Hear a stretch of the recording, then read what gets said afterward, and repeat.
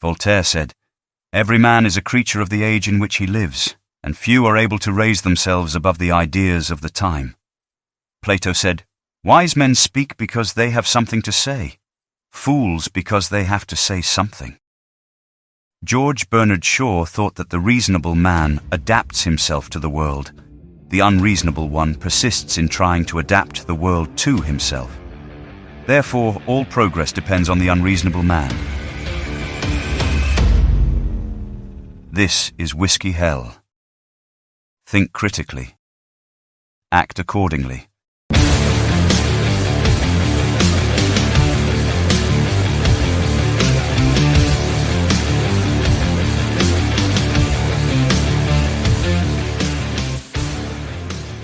Saturday, June 1st, 7:24 in the evening. This is Whiskey Hell, your news show that takes a look at the narratives, the news, grinds them up into a nice, easily digestible pulp just for you. Fitz, it was a busy week. You didn't commit any felonies, did you? I'm not sure that the meaning of that word seems to be shifting a bit. So I don't know. Maybe you know what? Let's just say probably I did. Yeah. See, I don't know. I like that. I think everybody should just say probably did or probably didn't commit a felony. I think you're onto that. Well, the definition is definitely taken on a life of its own. Yeah, exactly. And it's another one of those weird weeks that feels like, like if COVID was the axe that went into the log, all of these other things seem to be the sledgehammer on the back of the axe, just driving the wedge deeper and deeper into our social divide. And this week was a big hit. It was a huge hit on so many levels. We started off with the Libertarian Party completely flaking out on their nominee for president, which that was gonna make the dock. I mean, How could you not, with a leader of the Libertarian Party getting up and doing a dance in a thong, and then they turn around and actually put some mainstream woke lib in. So that was gonna be I thought that was gonna be a fantastic starter for the week. Like this is going to be really interesting, but it pretty much devolved from there. We've got Robert De Niro shenanigans. I never knew that he wore I think it's like 6-inch platform heels. We've got China. We've got Biden. We've got and the Trump rigged conviction came out. Yeah. So we're gonna have to talk about that a lot. I mean, yeah. So just a little bit of a peek behind the scenes. McShane and I typically, if we do get into politics, it's to point out, how stupid something is or how ridiculous the world is getting. And usually not really to take sides. Although we do some lefty bashing, but, we've also said that the people on the right don't have it all 100% correct either. They're a bunch of idiots also. And so we've really tried not to take sides in all of that. And I guess we're going to try and not do that tonight either. But you got to call bullshit when you see it. If it walks like a duck, it quacks like a duck. This trial was a political assassination. Make no mistake about it. It was a political assassination. And we'll talk about some of the theories swirling around that, because you've got the other angle there where it was either a political assassination or it was the exact thing that we all needed to see to get Trump elected. That's going to be it's going to be very, very interesting to see what happens over the next 4 or 5 months.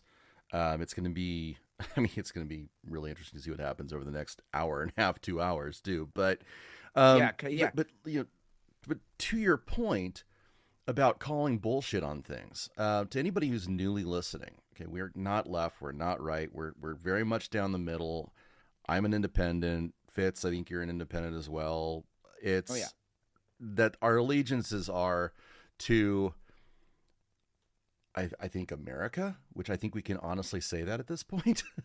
We're Absolutely. to having a To good world, a yeah, just to the world. people of America. Yeah. Yeah. Yeah, yeah. To definitely, yeah. I think that's really the best way to put it. Very interesting week, but I can tell you right now we're gonna need some heavy beers for tonight. And Yes, my second beer I'm so fucking excited for. It's good. I'm not going to give it away, but I've had this brewery puts this beer out every year, and Okay. I'm this will be since we've been doing the show. I've had it every year on the show, and so this is this year's offering that I'm having tonight. So super Nice. All excited. right. Yeah, yeah. Love it. Love it. I'm actually starting. I'm not going to say it's going to be a trend because I'm always going to revert back to dark stuff, but I am going to go with what I would consider lighter summer beers tonight. Oh, okay. I was just in that mood, but as Yeah. soon as I said that, I went and I found something that really wasn't. So let's go ahead and start with yours, and then we'll get into my train wreck because it's might be a O- train wreck. Okay. All right. Well, mine might be a train wreck also because we don't know what it is. Mystery beer. All we know it is that is from Ruse Brewing, RUSE, Ruse Brewing. They are out of Portland. I personally have never had one of their beers before. Never, I don't know where they are at in Portland. So this could be a crazy misadventure of a really terrible brewery. Or it could, wow me. Or what's happened a couple times too, it's just a beer and it doesn't do anything for me. So um, I will tell you, it poured sort of a amber dark lager color. Uh, kind of a little bit of a head, but not much. And other than that, it smells like yeah, it smells like a lager. Hmm. I don't know. Let's see Okay. what we got here. All right. So they do an American light lager, Nope, this one's Cuvée darker Light. than that. Okay. We got American. Dad It Moon might be that Rising. bad. Yep, it might be that This one. guy. Okay. It's Bad. yeah, it's got a little bit of caramel to it. It's got a little hoppiness, but not much. I'm gonna go with like 45 IBUs. Um, Okay. I don't know. Did it say the IBUs there on the website? No, No, it it doesn't say didn't. it. When I No, click the box, it's not, or the link, it's not opening anything. it's not So, coming up. Yeah. yeah, All it right. is 5.6 Well, ABV though, so it's probably. I mean, you're probably right in that range. yeah. All right. Well, let's see if we nailed this one. I Yes, sir. Dad Moon Rising. Very nice. Ooh, I like their artwork. Very cool. Yeah, they got a Southwest vibe going on. I'll take a picture of this can and post it to chat. Um huh, like Looks like they're total from Portland. Southwest. But they are yeah, I know. That's what I said. I know they're from Portland, Yeah. but this can art is super Southwest looking. Not a bad beer. I'm kind of impressed with it. Very clean. Very easy drinker. Kind of I mean it like I said, it poured that beautiful amber color. You always know you're in for something fun when it's, you know, on the brown side of golden. So yeah, The I'm kind of impressed. Good job. that deep brown ruby sheen to it. I do enjoy those. All right. Well, that's a good way to start things. So this one's going to be pretty weird. I'm going to take a picture of this and post it to our Patreon chat. Um, this is actually, the brewer isn't anything wacky. It's Deschutes. Okay. So it's not. I mean, That's also from Oregon. yep, yep. Um, so they do some really solid barrel aged stuff, some higher end, which is really good. But they're more mellow beers. They're frontline beers, not Yeah. that not that crazy. Fresh squeezed is pretty good, and this is actually, it's a limited release. It's from their small batch series, barrel Okay. aged, I was just gonna fresh say squeezed, old yeah. When fashioned. they Yep, there you go. When they do their small batch stuff, they can get pretty funky. Yeah. So I'm interested to see what's going to happen with this. So if it's a fresh squeeze, it's an IPA base. But what it's inspired by our citrusy, fresh squeezed, this hop forward ale gets an old fashioned twist with sweet orange peel in bourbon barrel aging. I was gonna not do a heavy beer tonight, but this is 10.7. Oh, okay. And their normal fresh squeeze is 6.4. So here it goes.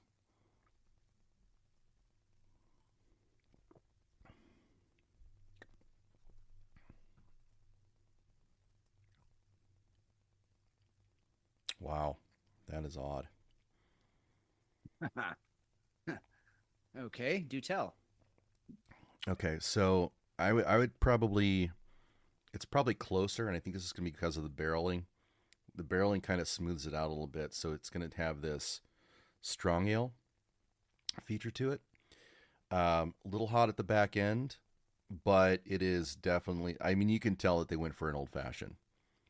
Okay. But it is not a real flavorful beer. Second drink, it definitely, you get the old fashioned. You don't get any of the hops. It's just, it's like a bad old fashioned. Okay. That's That's what it comes to.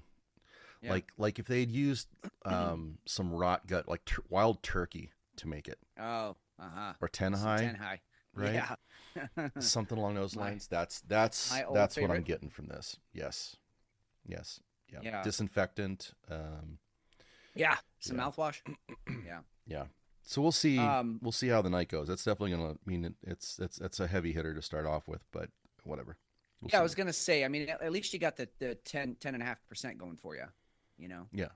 I mean, at exactly. least it'll get the job done there.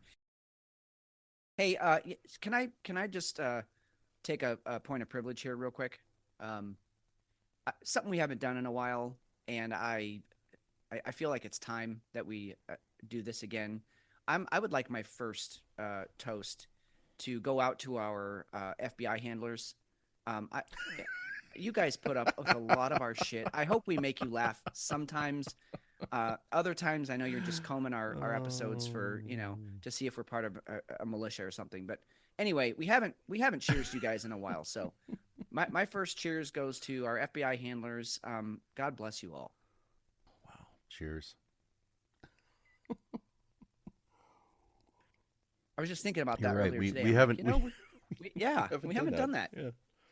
Yeah. Shout out to the boys at Langley too. You guys are. Yep. You guys are fantastic.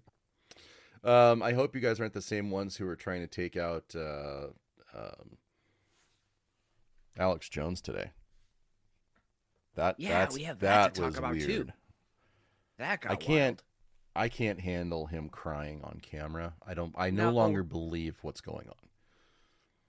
For I'll everybody tell you what, who's yeah, well, set it up though, because I don't know that everybody's Well- heard what's going on.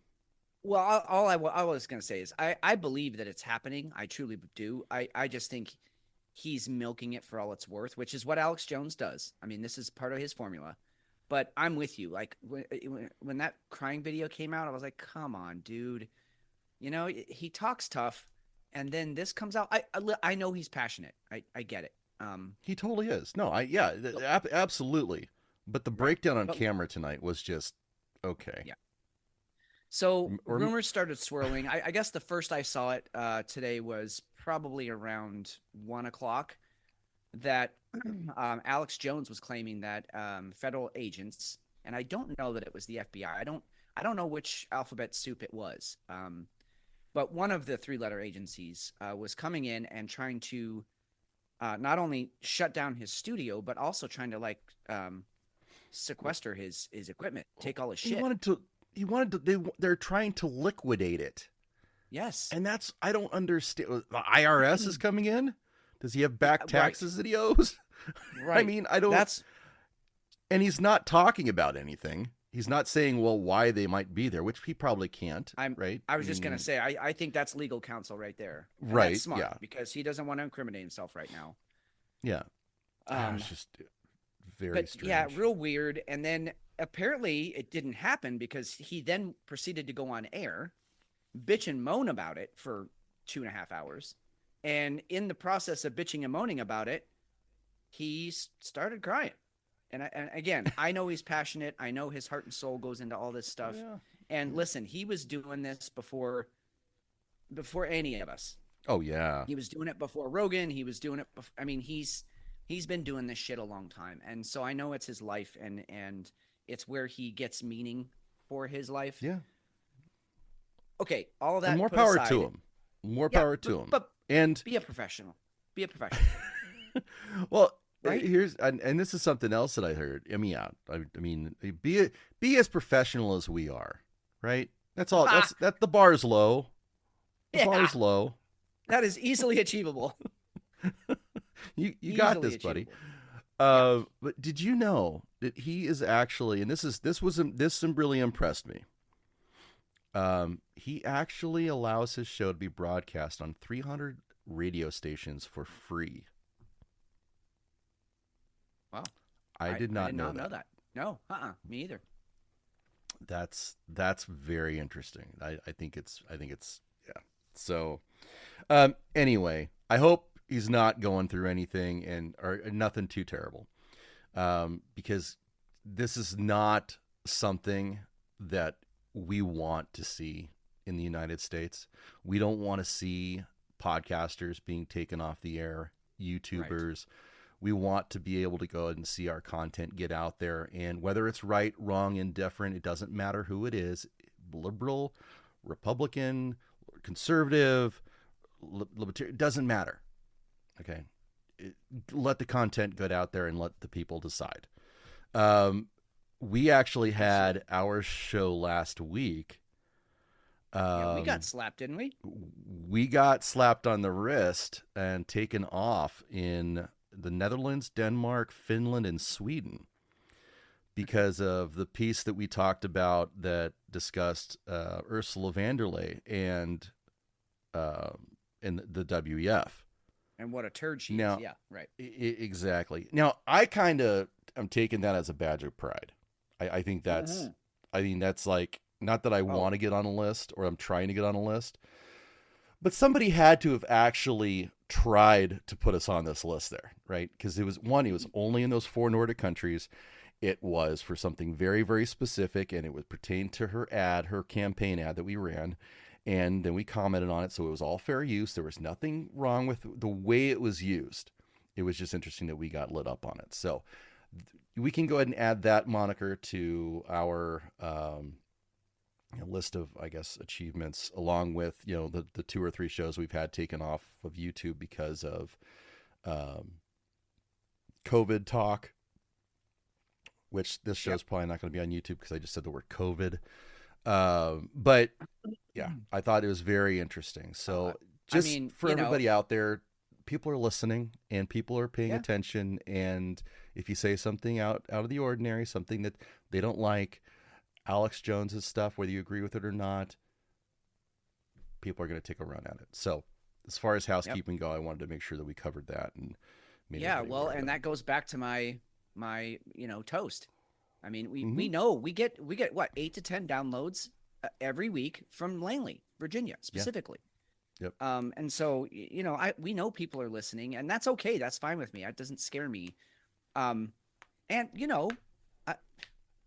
If I wasn't already married, like, what a cool line to like pick up chicks. Like, hey, how many countries have you been banned in? Oh, I've been banned in 4. Want to know why? Come back to my place. Let's talk about it. No, I mean, honestly, I'm with you. It's sort of a badge of honor. We need to make stickers that has something like, Whiskey Hell's been banned in the following countries. Don't let it happen here or something. I don't know. Make it sound really serious, but of course, nothing we do is serious. Put up campaign signs, banned in 4 countries. Yes, I'll put that in my front yard. Shout out to new listener. What's that? Yeah, go ahead. I was just going to say, we should probably give a shout out to everybody who's in chat, but you were about to go with that. So. Oh yeah, we definitely have to. So one shout out to a new listener, Jason. I was at the Sakar get together yesterday and talked to some fine fellows, and Jason is now downloading us. So shout out to you, sir. And everybody in chat. We have Aaron, Beard of Liberty, Justin, L, Moxie. I like that you're going by Moxie now. I always like the word Moxie. It's just that's a good word. Oh, yeah. Tabby and Mike from Gray's Tap Room. You guys are also in chat, so thanks for joining us tonight. It's like he was just like he already knew where we were in the show, and it was a perfect time for Jefe to join us. Hey, he does have good timing. He does. That's yeah. Yep. Jefe, how's your night going, man? Well, summer's hitting hard, so it's going slow. But Oh yeah. It's good to be back after a week off. Yeah, we're very excited to see you back. Yeah. So you were well rested. Yeah. Yeah,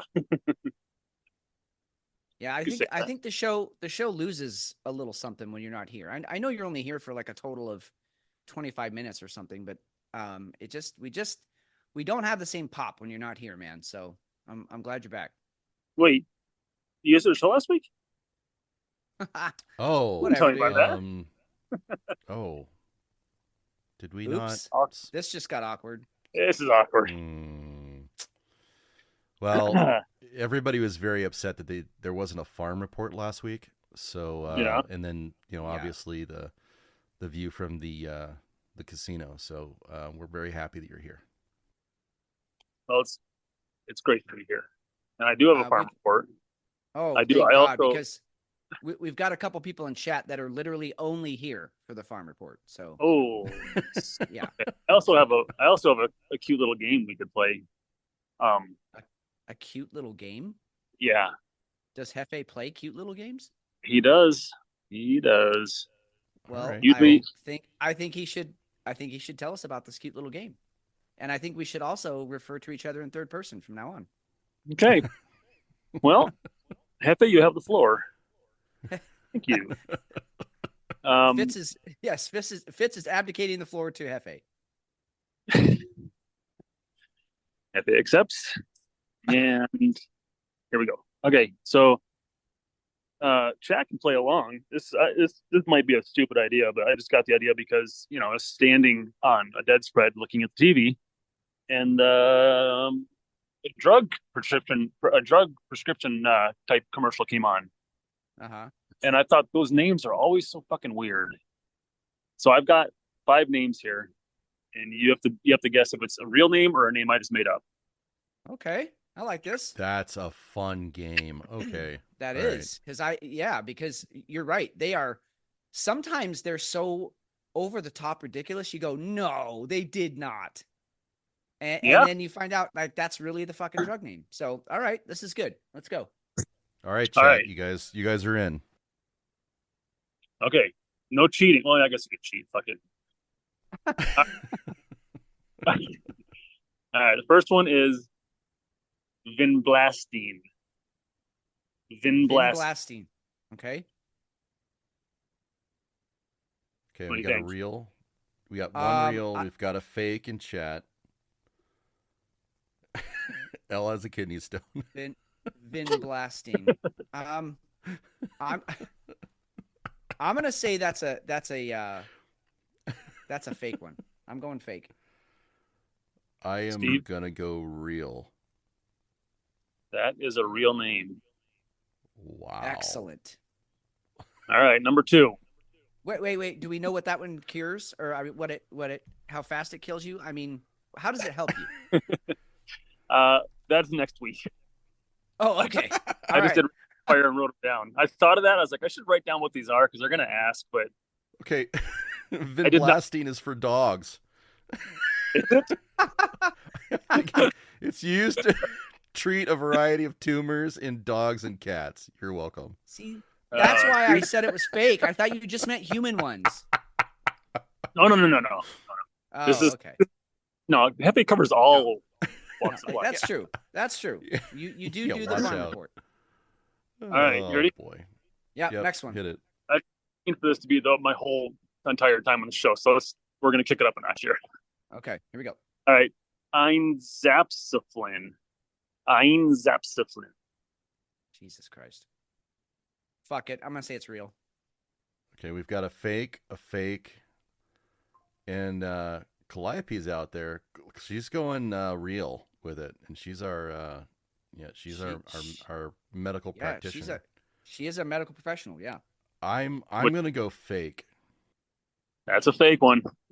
Yes, I am 0 for 2. Killing it. Fucking killing it. All right, number so 13. everybody just wait for me to answer and then go the opposite of me. All right, go ahead. Moxie, Calliope's going to make it real. It doesn't matter. This is xylotropine. That's right. That's real. Yeah, I know that one's real. What's chat say? I actually have no idea. Yeah, we got a lot of reels here. Real. Yeah. That's fake. No. Yep. Yes. 0 for 3. Unless I made one up that's real on accident. No. McShane's looking it up. He couldn't find it. Yeah, right. I tried. Yeah, okay. Wow. Okay, all right, we'll go 2 more. Okay. Talk zero. As in, all right. like, as in taco and zero? Close. Taco zero sounds like a very just depressing. ZYRO. So TA what? TA? TAHKZYRO. All right, Toxro. Moxie. I'm saying real. Now I made you think, didn't I? I made you think. Calliope said fake. Aaron translated it to mycoxafillin. Well played. I don't even remember what it was. Oh my god. Toxero. That's a real one. That's real? Yep. All right, one more. So wait, did I just get one right? Yeah, you did. I did. Woo! 1 for 4. Here we go. Wait, I want to do 2 more. 2 more quick. All right. Bloxivers. Bloxivers.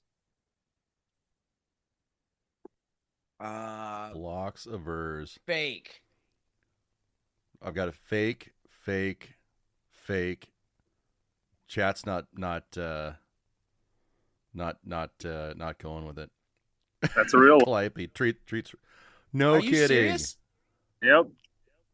Jesus Christ. I'm really bad at this game. I like it. Let's go. One more. All right, last one. On Dancitron. That's got to be fake. Please let it be real, but I'm calling fake. It's like it's something that Transformers.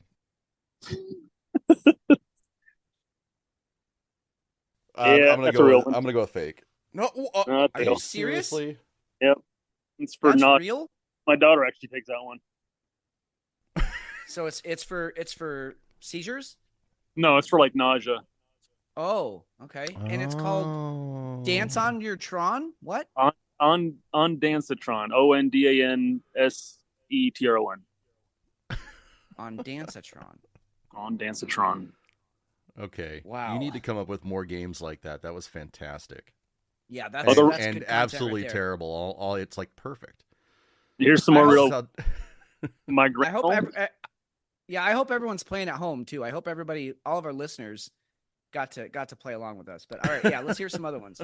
So these are all. I only had 2 fake ones that I came up with my own. That's how creative I am. But here, these are all real. Migranal, Fosex, which is PHOSEX, Myalept, Xeljanz, Opdivo, Anakinra, Cisplatin,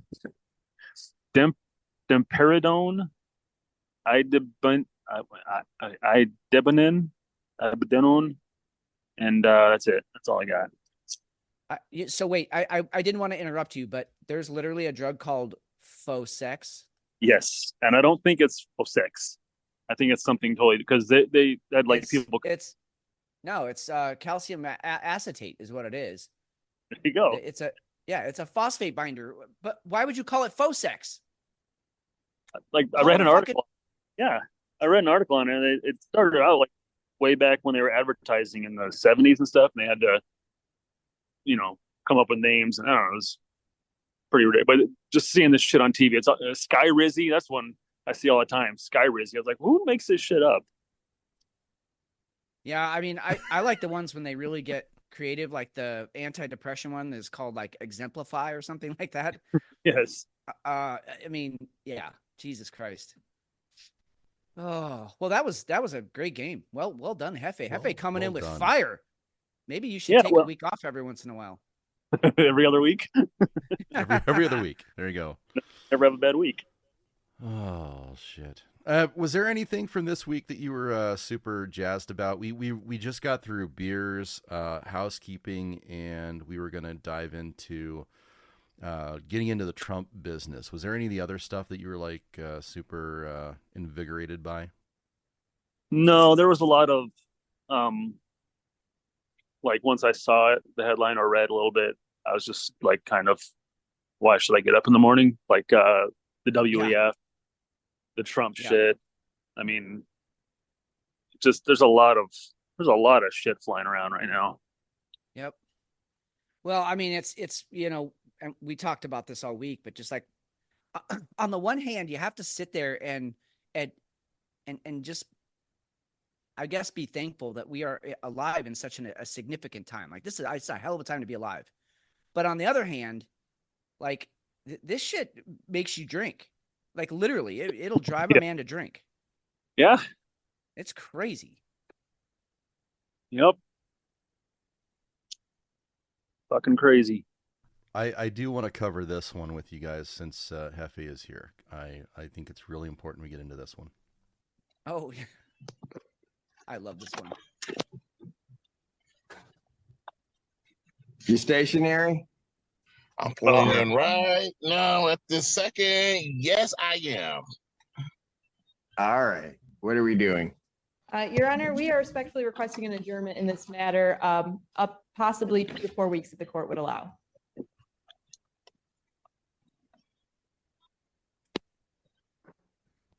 Okay. So maybe I don't understand something. This is a driving while license suspended, That is correct, Your Honor. and he was just driving, and he didn't have a license.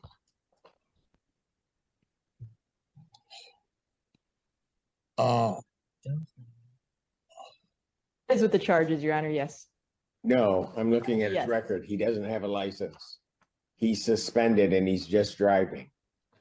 That is correct, Your Honor.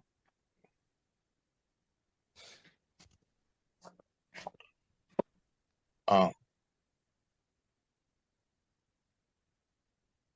Imagine being his lawyer. The look on his face. I know. It's so great. Like, how am I going to get out of this? You don't, brother. You don't. Nope.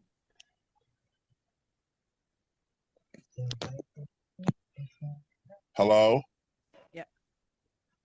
Yeah, we're I'm writing gonna notes, Mr. Harris. dude. Oh God, so good.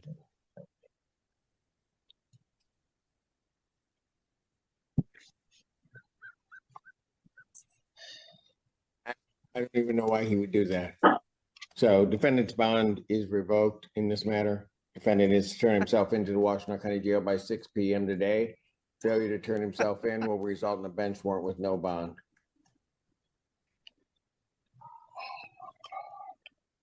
Yeah, you done fucked up. Thank you. Thank you, Your Honor. Mr. Harris, I'll be giving you a call. Okay. It's so good. You can just see his lawyer. She's like, yes, that's true. Yep, that's what just happened. Yes, Your Honor. I was driving, or she was Oh, driving. so good. Michigan me. judge reacting to a man with a suspended driver's license that joined his court Zoom call while driving a car on a suspended license. The court date was about him having a suspended license and driving on it. I mean, you can't fix stupid. Listen, I've pushed it. You know, I've gotten a sizable ticket for not having car insurance, and then I was still driving until I could afford car insurance. I mean, I've pushed it, but to pull up, I mean, if you're gonna have a video conference court briefcase and to pull up and be driving and the judge sees you. What a moron. Jesus Christ. That guy's doomed. I have to go. I'll be back in an hour. All right, man. We'll see you in a bit. Thank you, Jefe. Okay. All right. God, I hope that. And you know what? I hate to say this, but I'm gonna say it. This is the kind of guy that has like, he has like 7 girlfriends and they're all pregnant. You know what I mean? Like he's a breeder. And then like, how do those kids grow up in a successful household when like, oh yeah, my dad's in jail. done. What do you do? Yeah. Like, how do you answer that? Fuck. Justin, I bet he was driving a Dodge Charger. Oh, you are so correct on that. You're right. Yep. Nailed it. Gray's Taproom. Maybe if I sit really still, they won't see me. Oh yeah, Jackass theme Aaron. plays as he pulls up. Near. That's great. Aaron, the judge was like, this fucking guy. Yep. This fucking guy. All right, let's get into this Trump business, shall we? Okay, let's do it.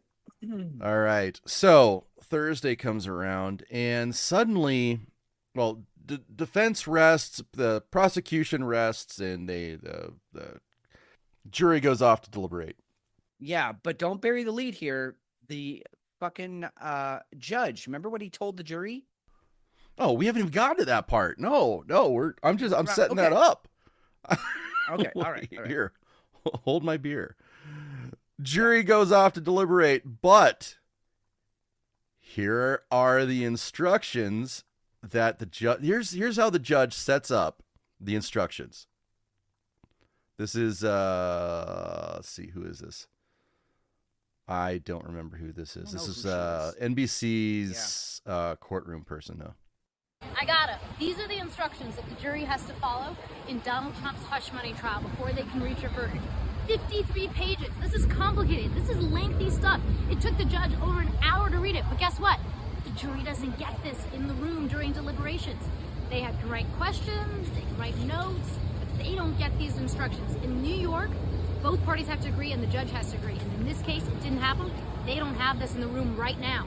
I gotta. So the judge sends these poor people off to deliberate, and he reads them beforehand 53 pages of instructions. Now, typically there are instructions that go along with every time you go in to deliberate. It's not 53 pages worth. We're talking like 5, 4 or 5. Nothing like this. No, 53 pages. My God. And he would not let them take the instructions with them. They had to they came back at some point during their deliberations to have him read them to them again. Because it was too much information. Because it was too much. Yeah, It was too complicated. And then, I mean, well, yeah, I guess you're getting to this, but in those instructions were, 12 jurors, 3 of you take these charges, 3 of you take these charges, 3 of you take these charges. Right, 4, And- 4, and and 4. he- and- Yep, go. Yep. Right. And then he said, you don't even have to agree that he was guilty on any one of those, but if any one of you, you can just agree that he's guilty. Like, it doesn't matter what you agree to, you just have to agree that he's guilty. Which is absurd. It's mind-boggling. So he's found guilty. Trump's found guilty on 34 counts. And it was just, I think everybody knew that it was going to go one way or the other. He's either going to be guilty or he's going to be not guilty. I didn't even think there was going to be a hung jury on it. I didn't see that happening. I really, really didn't. I know that's not really a profound statement because that's what you probably should end up happening. But Yeah, but there's a lot of hung juries out there. So I mean, I get what you're saying. there are. Yeah. But to break protocol the way this judge did.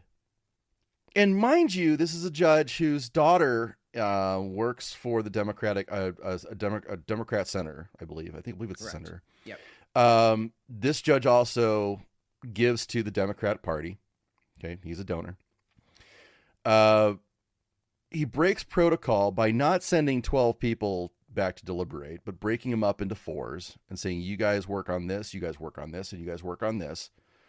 At one point, Fitz, his example was, now mind you, you're supposed to fight without a question of a doubt, right? Right. You Beyond know the he's shadow of a doubt. on it. Yeah, there's no doubt that he's guilty. That's how the process is supposed to work. This isn't rocket science. His example when trying to explain what they're trying to achieve was, now, if you wake up in the morning and you go outside and you see water on the ground and you see people with umbrellas and somebody's wearing a raincoat, you can assume that it was raining. So just as long as you're in the fucking ballpark, yeah, I mean, yeah, he's probably guilty. It's okay. We're going to go ahead and charge him. Let's convict him on that. 34 counts. Yeah. And the 34 counts, it was really, that's the other thing that's crazy about this, is that the 34 counts were all about one crime, right? But they broke it up into 11 counts because there were 11 payments made. So it was each payment was a crime. Not the fact that he paid a lump sum, but that he paid it in 11 installments. So the 11 payments, the 11 times that he got his lawyer to do those payments, and then 12 counts for something to do with this. This is how he got elected. It was for it was election fraud. Those were the 34 counts. So not only and this is all setting aside the fact that we know Bill Clinton did this publicly and was never charged with anything, but no one's ever been charged for something like this ever before. This is the first time a case like this has been brought. And then to split it up into 34 separate counts so that you can, pardon the pun, trump up the charges. Literally, the charges were trumped up here. And so blatantly, so obviously, when you break it down like that, you could have just said he paid some money, so that's one charge. No. Each time he paid the money, it's a charge. We're going to split it up as little as we can so we can get him guilty on all of it. And they did. So there's that. This is a ex-U.S. attorney, Guy Lewis. Here's his comments on this is Fox Business. It doesn't matter whether you love or hate Donald Trump. What happened today was offensive to the Constitution. Every single American who loves this country, who loves this government, who loves our founding document, which was passed, by the way, not to restrain Americans, the individual. It was passed to restrain the government, to keep the government from acting out of bounds. And boy, oh boy, when you look at this, when you take a step back and try to absorb this, how can you not say that this is way out of bounds? God, Guy,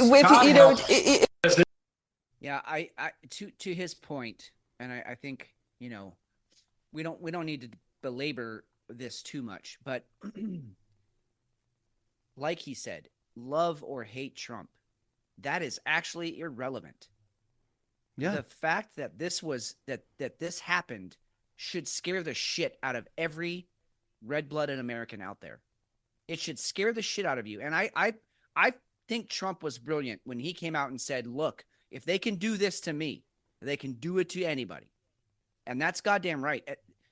It is scary that this happened. This isn't just oh, well, yeah, the bastard's guilty. Okay, right, fine. He's no more guilty than any other president or any other sitting senator. They're all fucking guilty of something. We know that, or they wouldn't be in office. But to force it through like this, to be an abomination to the U.S. Constitution. I mean, this was a scary week in American history. I mean, we're literally watching season of the United States of America. This is bad. 1998, President Bill Clinton agrees to pay Paula Jones $850,000 to drop her sexual harassment suit. Well, we're very pleased we reached a settlement. The president does not want to spend one more minute on this matter. The American people have made it very, very clear that they want the president and they want Congress to spend their time on the problems they were elected to solve. And this is a step in that direction. Fortunately, a new counsel for Ms. Jones satisfied the conditions which we had, one of which was assuring us in writing that Mr. Hirschfield's money was off the table and was no part of any settlement, and that and some other conditions were met, and as a result, we were able to reach a settlement. But Bill didn't get charged. Nope.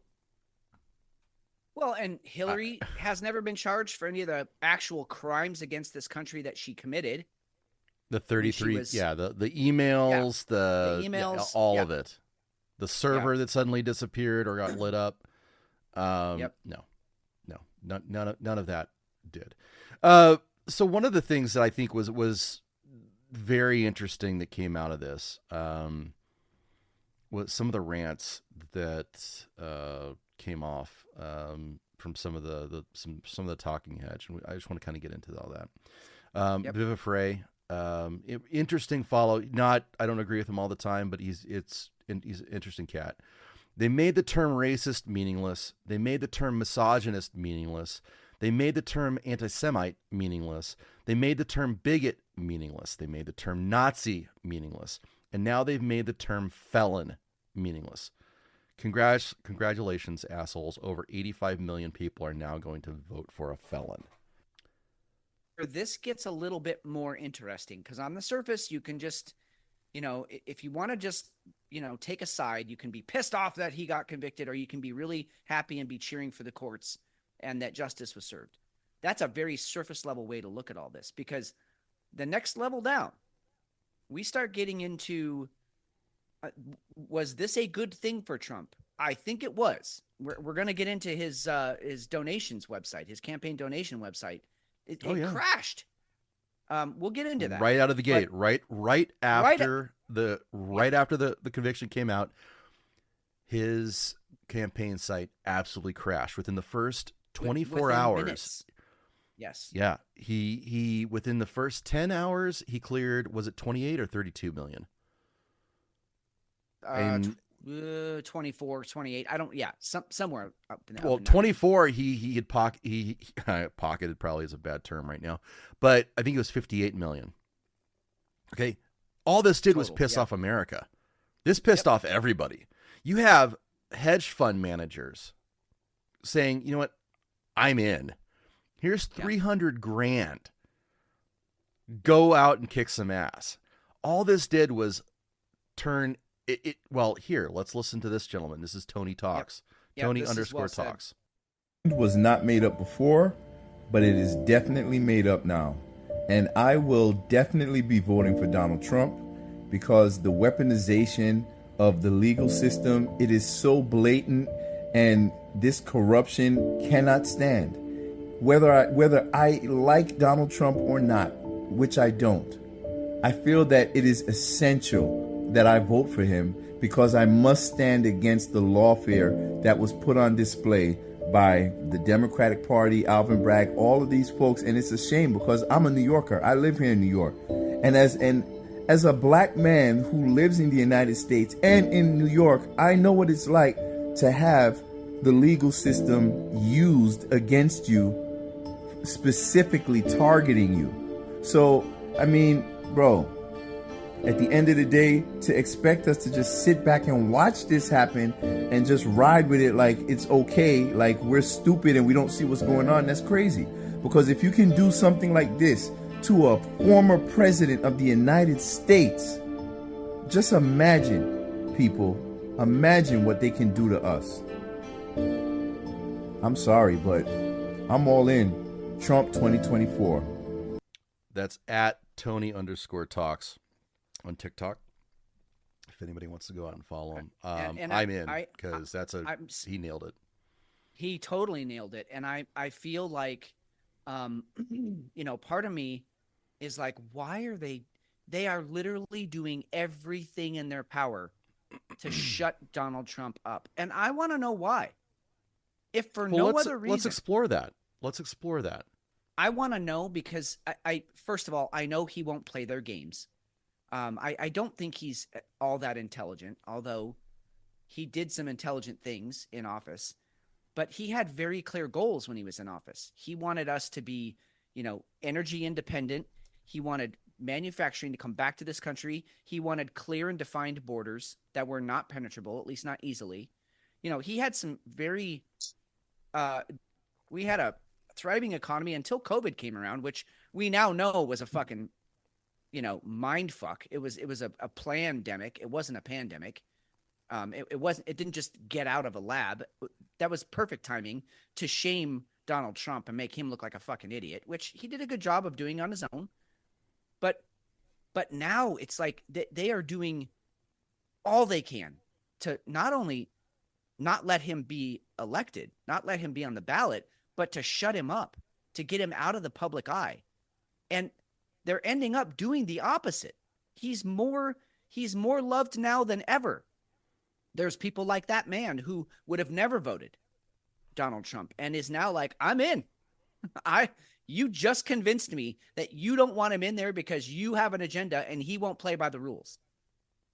And I'm with him. I mean, I can't get there. I can't make myself say that I'm going to vote for Donald Trump, but I'll tell you what, I'm thinking about it now. When there's one guy in the crowd, when there's one guy in the crowd shouting something and no one will let him talk, I'm the one that's like, hey, everybody shut the fuck up. I want to hear that guy. And I want to hear it. I think it does two things. I think one, this is not just about him. I think this is a direct shot at anybody who's thinking about being a player, an Elon Musk type, a Vivek, somebody who's anti-establishment, doesn't want to play with the big boys, doesn't want maybe doesn't want a bunch of money from Israel, doesn't want to have super PACs that are like indentured PAC money. Stay the hell out of the race. That we're going to make an example of you. I think that is a shot at any of the Bill Ackerman types that might be willing to go ahead and who are far more eloquent and far more roguish because they're independently wealthy, because they've made money on their own. They're not sitting there making money off of trading like the Pelosi's and the McConnells. And here's the other thing. We are in deep on Ukraine. Biden came out and said, I've given him authorization to go ahead and shoot farther into Ukraine with any of the weapons we've given him. Those long-range missiles we weren't going to allow him to use? Yeah, we're going to go ahead and let him go ahead and shoot farther into Russia. We are in over our heads in Israel. We don't want to go ahead. Nobody wants to admit it. But the only reason that there is a peace accord a peace treaty that's on the table right now, the alleged U.S. peace treaty, is because Biden's taking on water. He's at his lowest point he's ever been as far as public opinion. And then we've got China waiting in the wings. So we have 3 wars. Potential wars. One that is right on the doorstep. 2, we can get sucked into as soon as we have personnel getting taken out at that fucking Gaza pier. And then you've got China, which would be a colossal. I mean, that's World War III if that happens. Well, yeah, lines are drawn. We're all fucked. What a better way than to get everybody behind Trump, make sure he gets elected, saddle him with 3 different wars on 3 different fronts, and crash the economy, because we've been talking about this forever. You know that's coming. Things aren't getting better. Inflation is still through the fucking roof. Unemployment is still through the roof. Every time a new inflation report comes out, they adjust the numbers back to what it should be, and it's a train wreck. Yep. But yeah, let's make sure that we go ahead and go after the billionaire and make sure that when because he can rally people, because he's iconic, we're going to make sure that he stays in his place, and then we're going to go and drop the hammer on him. Yeah, I can't refute that, any of that logic. That's a very plausible theory right there, for sure. On top of it, you mentioned the economy. One thing I wanted to sneak in here that I just learned today, or at least I learned a detail about it. Everybody knows that, our dollar, our fiat currency, is tied to petrol, oil.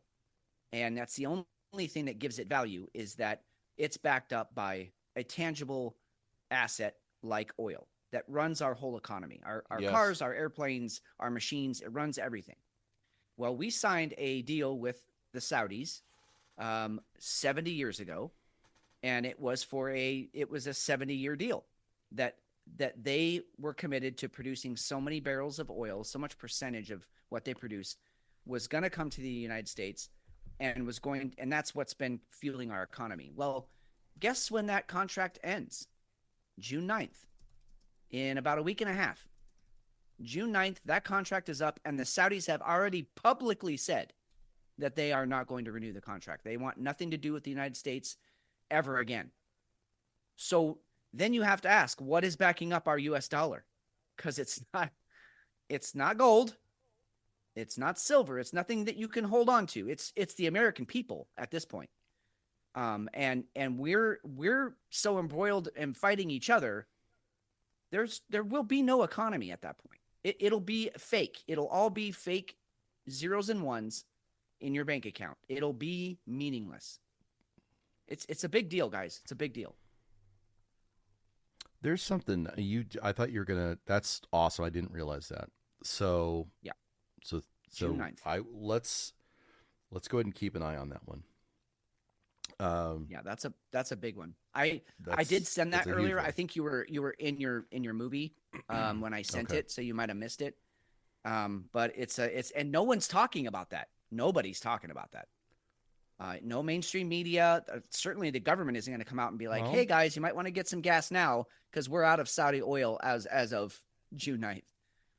And I'm really glad this episode's going to drop, before this hits, so that people can kind of start preparing.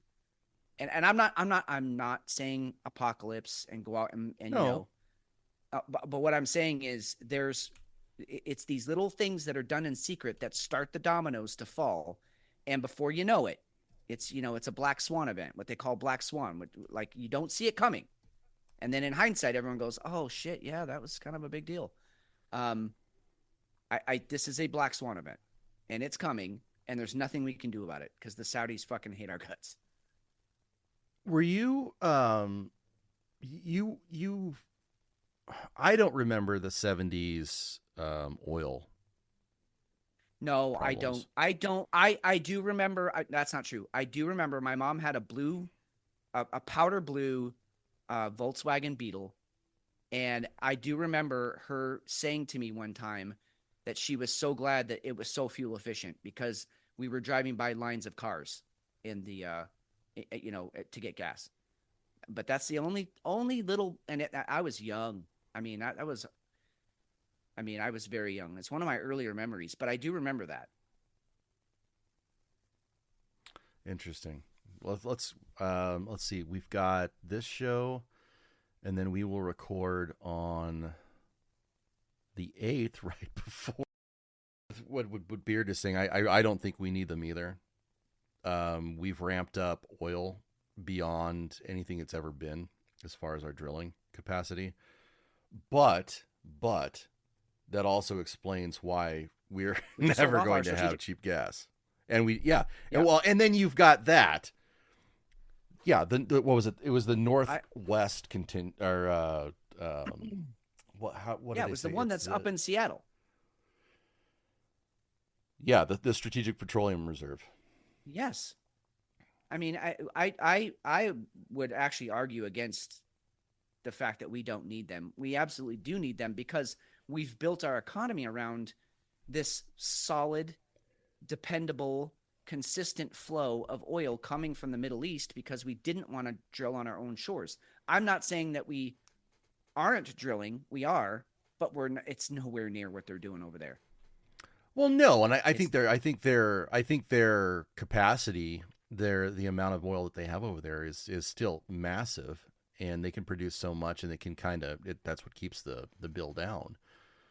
But we've got a lot of capacity that on purpose we don't bother going ahead and drilling into it. And the last couple of years, he's like, well, fuck it, we're gonna drill everywhere. Everybody can drill. All that stuff that he said during his 2020 campaign. No, we're not going to drill anymore. Yeah. We want to make sure we get the the ecological left involved, and we want to make them happy. We're not going to drill. Well, he shit all over that. So I'm with you though. I mean, it's that I did not see that being a thing. That's fascinating. I did add that to the doc. So okay. Yeah. Wow. Yep. All right. It's a big deal. Here we go. Yeah. Woo. How's that beer going? Oh, that beer is gone. It's not going. It's gone. I actually, you were talking, and I thought, all right, it's a good time to take a sip. Right. That's when I like to take those sips. Is when you kind of go on a little bit of a rant or a little bit of a monologue. And I started drinking, and I'm like, fuck, that's good. And I just chugged it. It was gone. It's been gone for like 5 minutes. Oh yeah, it was good for you. So all right. I am primed and ready for beer 2. I'm so fucking excited for beer 2. How about you? How's your beer going? I didn't even ask. Yeah. This is a beer that you get for ABV. That's exactly what it is. It's a sipper, obviously, but it is not a pleasurable beer.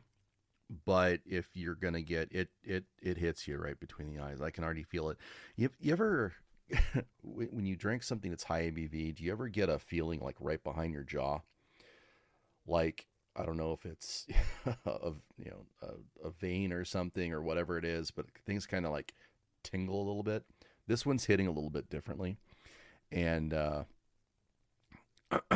it's heavy. It's not the heaviest I've had, obviously, but it's hitting a little bit different. That's interesting. Well, I'll say 2 things. One, no, I don't get that. When I drink a high ABV beer, my ears get really hot, and I get that burning in my belly, and sometimes the burning is like a really calming, settle you down burning, or it's like I go right into that fuck or fight mode.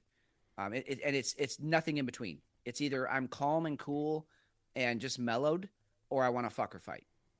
That's what happens to me. And the other thing I wanted to say is IPAs, they definitely hit a little bit different. I can have a 8%, 9% IPA, and it'll fuck me up way worse than a 14% Imperial Stout. I don't know what it is about that style. Yeah, they just hit me different, and they go right straight to my head. I'm loopy, I'm goofy, like almost immediately. Whereas, I mean, we've had so many Imperial Stouts on this show, and it just so that could be part of it too. It's just a very different style beer, but it's elevated enough that it's hitting you. All right, so this is going to be interesting. All right, I'm liking where this is going. I'm gonna screw everything up. Next beer, I have the same beer, only I have 2 of them. I'm going to drink both of them, and I'll explain more when we come back. Wow. Holy shit! Okay. Fitz, you remember the American Festival when we worked? Yeah, do I remember it? I mean, that's where I met my wife. Hell yeah, I remember it. What? Yep. When was that? How long has it been? That would be 2014. No, 2013, dude. Holy shit. Wow. Yeah, that was a long time ago. That makes sense. So we were doing Growler Radio at that point in time, and it was a craft beer show all about craft beer, and it was Donnie Fox was my partner on it, and then Fitz we would go to places around town and we would record and we'd do stuff. But this one festival was called the American Festival. So we got a table set up. We had a tent. Shout out to Brad. He totally hooked us up and paid for some of it. He did. And that was Huge shout out. Our benefactor there. But the beer that I have here, Fitz, the only place that I'm not gonna say the only place I've had it, but the very first place that I ever had this or anything from this particular brewery was at the American Festival, and this one sticks out a lot. There are two beers. One was a rosemary. No, not rosemary. It was what was it? It was a like a lavender goes. Before gozes were even like a thing. But I have Hell or High Watermelon here. Oh, such a great beer. Yeah, they're out of San Francisco. Yes, they are. Yeah. I am super excited for this one because I haven't had them in a long time. Get the brewery up here. This is a ridiculous beer. First of all, it's a wheat beer. So this is, and I'm kind of surprised because this is totally a Jefe beer. But it's just one of those that it's like coming home. You remember how we grew up on, what was it? That wheat beer. Oh God. What was it? Blue Moon. Blue Moon. Blue Moon. Yep. And when you drink this beer, it is just a pure, beautiful goodness. Yep. So I'm really excited for that. 4.9. It's seasonal. It only comes out during the summertime. It is brewed with watermelon, and it is a wheat beer, and it smells like watermelon. It smells like you get the rind in there. Yeah. Great beer. Fantastic beer. Oh God, what a summer beer. Yeah. It's not overly done either. It's totally a wheat beer, but it's just quenching. You know, you go to the store and you pick up some watermelon at that first bite, and you're like, wow, that's nice. So I've got two of those in front of me. That's what I'm gonna ride the rest of the night in. Nice. What you got? Well, okay. So I went with the Firestone Walker Parabola. They put out they put out the Parabola every year. It's part of their proprietor series, and they do a Parabola every year, or at least they have since we've been doing the show. I don't know. I never had one from prior to probably 2019, but that's about right. And I just have not been able to find it. I've been looking for it, and so all the way almost at the end of May here, I finally found it at the Beer Stein, and I don't even know how much it fucking cost me. It's usually a pretty pricey beer, but I didn't care. Like, whatever you want to charge me for this, I'm going to buy it because I want it. So this is an Imperial Stout aged in whiskey barrels. It's a 13.8%, so definite step up from my previous beer. The Parabolas to me are kind of at the top of Imperial Stouts just because they really capture the complexity of what you can do with a Imperial Stout. There's usually like some earthy, like barks and some cherry and some warm leather in there. And so, but I don't know. I have every year's a little different because they use different casks, so you get some different flavor notes. So I'm gonna try this one and we'll see what we got. Love it. Yeah, Parabola Firestone Walker does a fantastic job with stouts and Imperial Stouts. Highly underrated, I would say.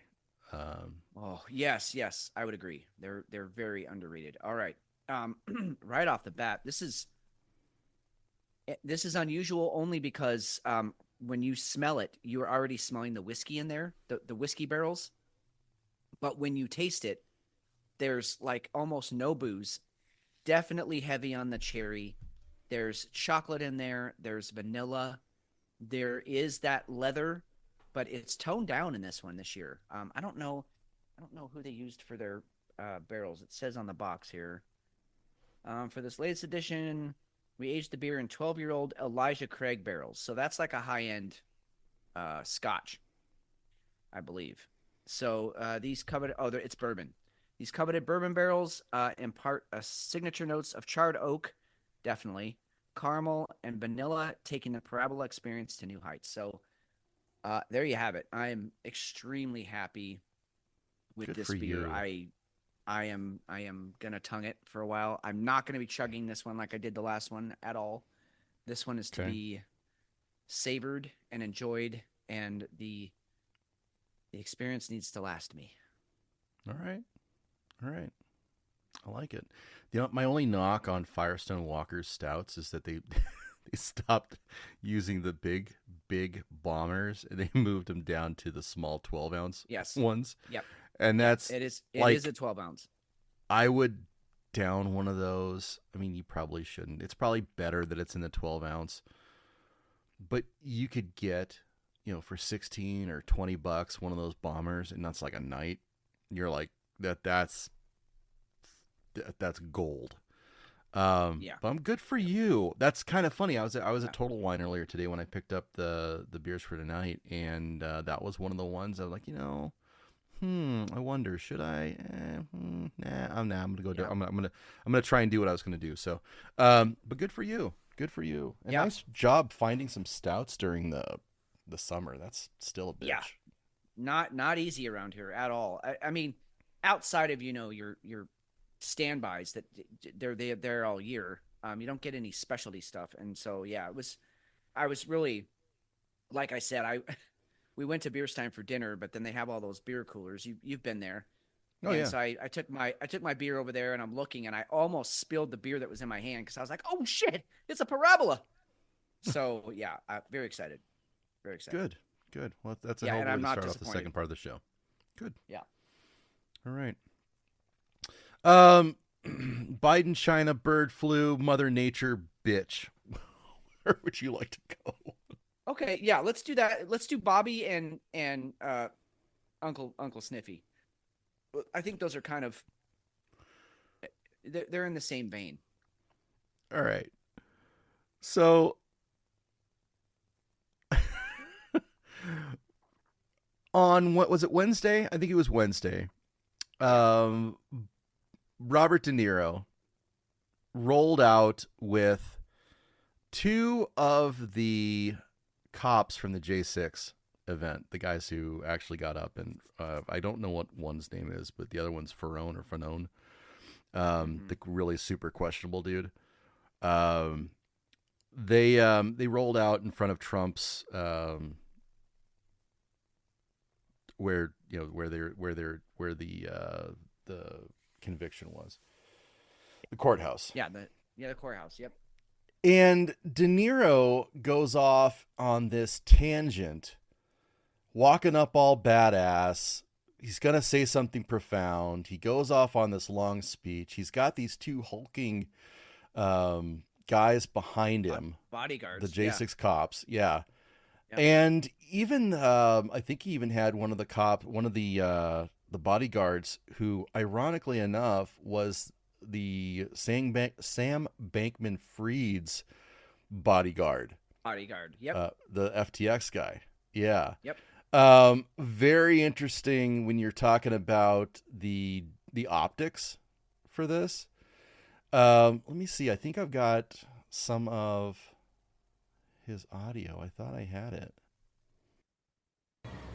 Thank you.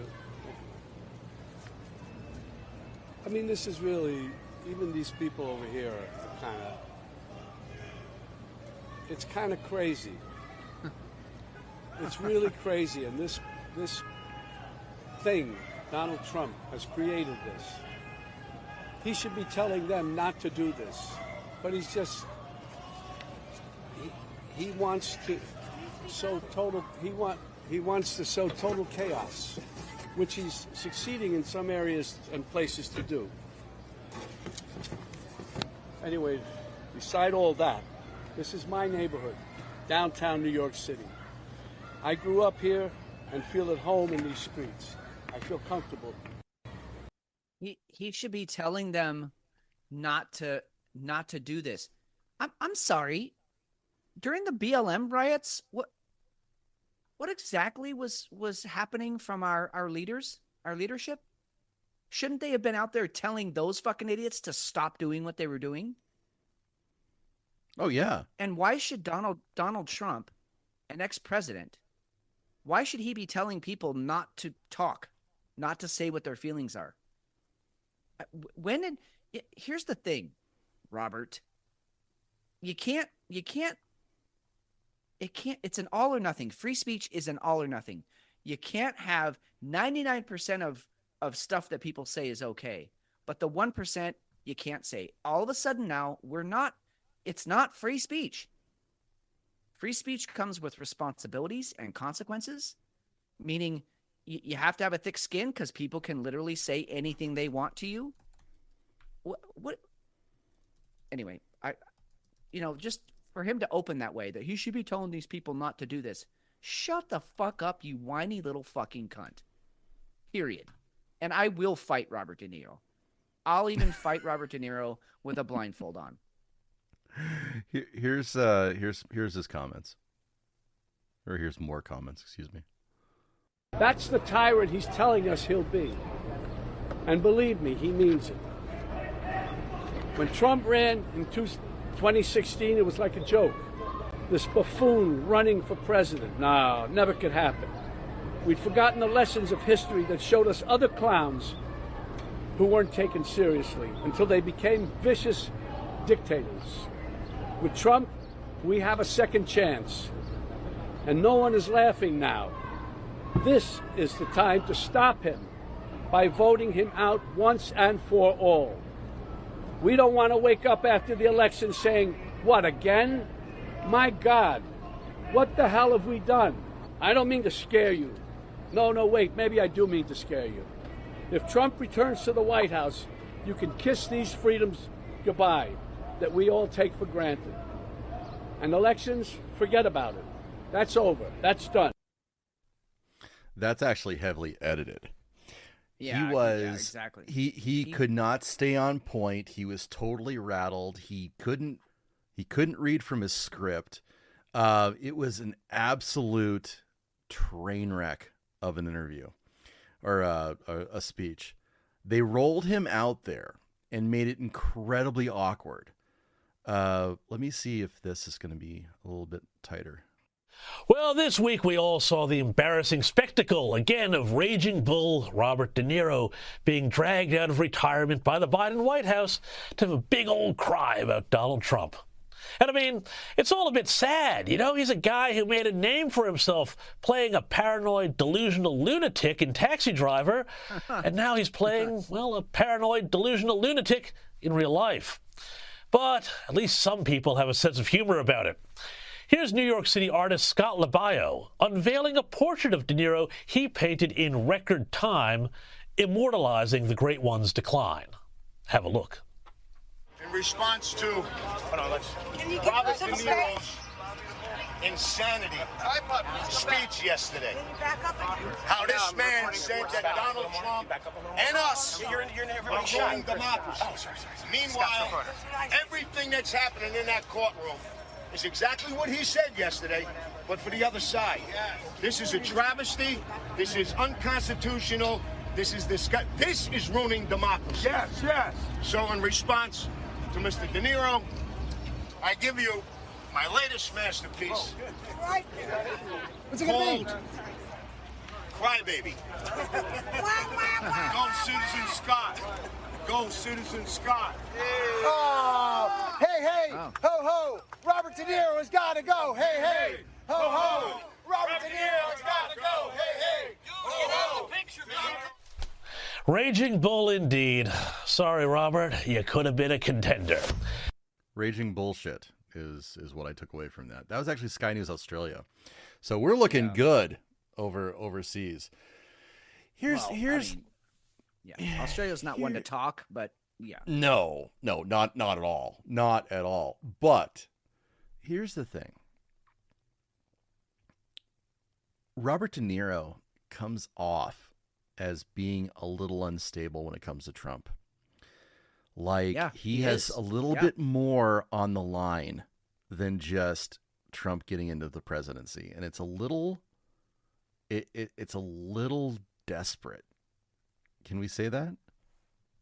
Oh, for sure. And I don't know, because we have never officially seen the list. Was he an Epsteiner? Did he visit the island? Well, is he invested in keeping the people in power that will protect him and his career and his fortune? Obviously he is, because, like you said, he is a little unhinged. A lot of these people are unhinged. Just like some people are a little unhinged in their support for Trump, and you're like, okay, you're fucking nuts. I feel like the side against him, the liberals and the Democrats and those who identify as human, they're just so fucking weird about it. The shit that literally they're saying that he's gonna execute all of his political enemies and that free speech is gonna go away. And it's like, all the things you're doing, you mean? All that shit that you're doing right now, you're afraid he's gonna do that if he gets elected. It's really weird. It's fanatical. That's what it feels like. It's fanatical. It's fanatical. It's totally unbased. It is it's straight up delusional. But like what I was saying, though, it seems really desperate. Here's a 1998 article. De Niro held questioned in Paris over vice ring. This is from irishtimes.com. The American actor Robert De Niro was arrested by the French Vice Squad at the Bristol Hotel in Paris yesterday, and this was when he was actually taping, or he was actually he was taping Ronin.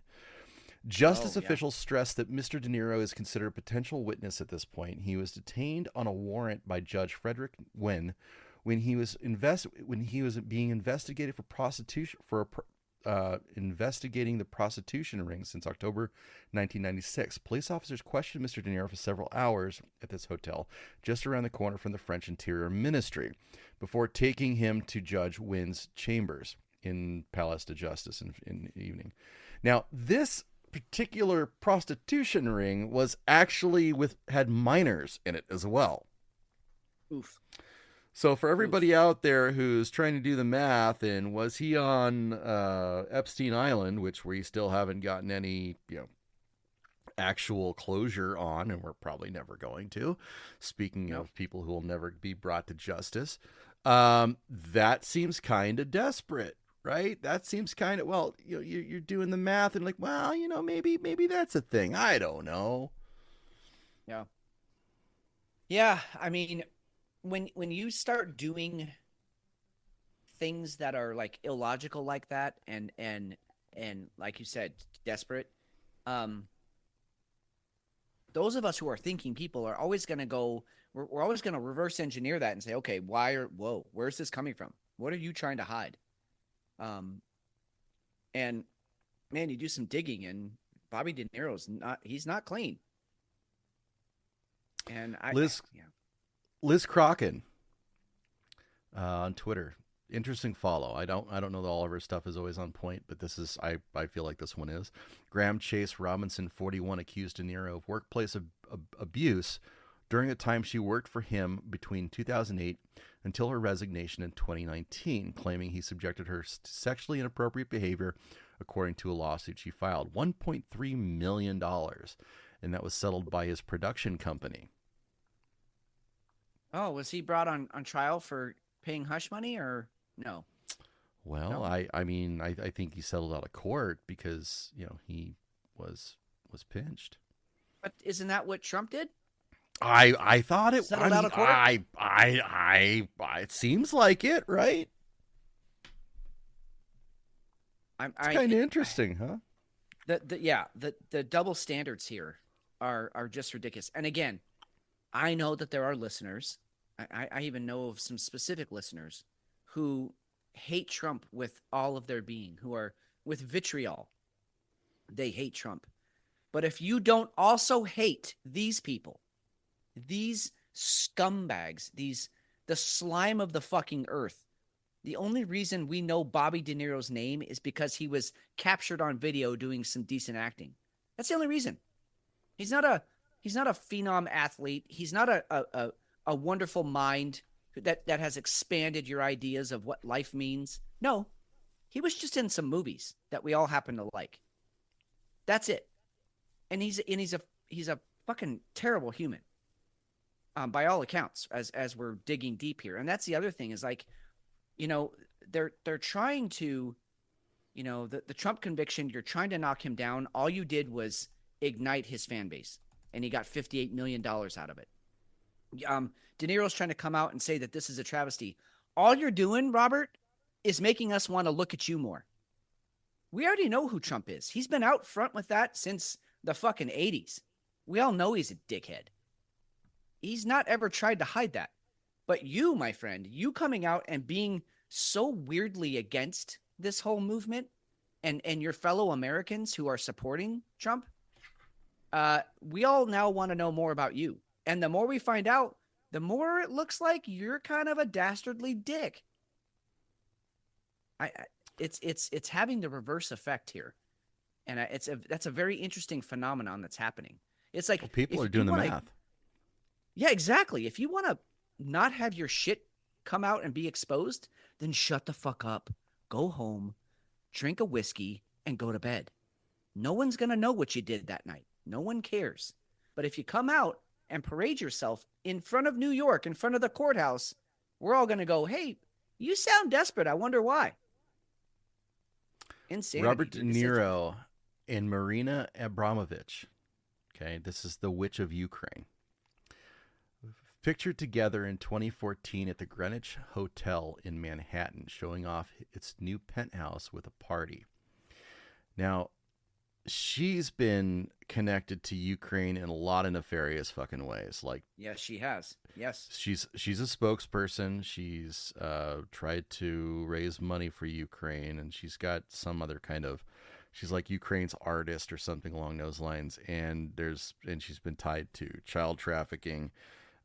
There's been discussion that she's a Satanist, blood rituals, all kind of witch like stuff. So you got that. But then you've got all the support that the U.S. has thrown behind Ukraine, right? So there's your little bit of intrigue. You've got this person who comes out. You've got your Rob Reiners. You get De Niro comes out. Rob Reiner comes out. You've got Mark Hamill who comes out, all hot and heavy. Yep. I'm sorry.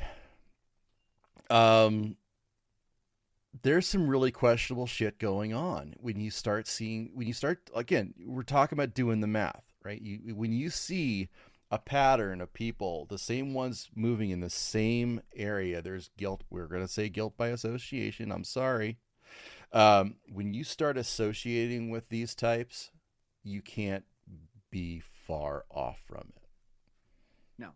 No, I said it earlier in the show. If it smells like a duck and quacks like a duck and looks like a duck, I mean, at some point we have to take the surface value of all of this and say, dude, you are associating yourself with literal pedophiles and sociopaths and people who want to silence people and not give them free speech. So that puts you like in the bad guy category.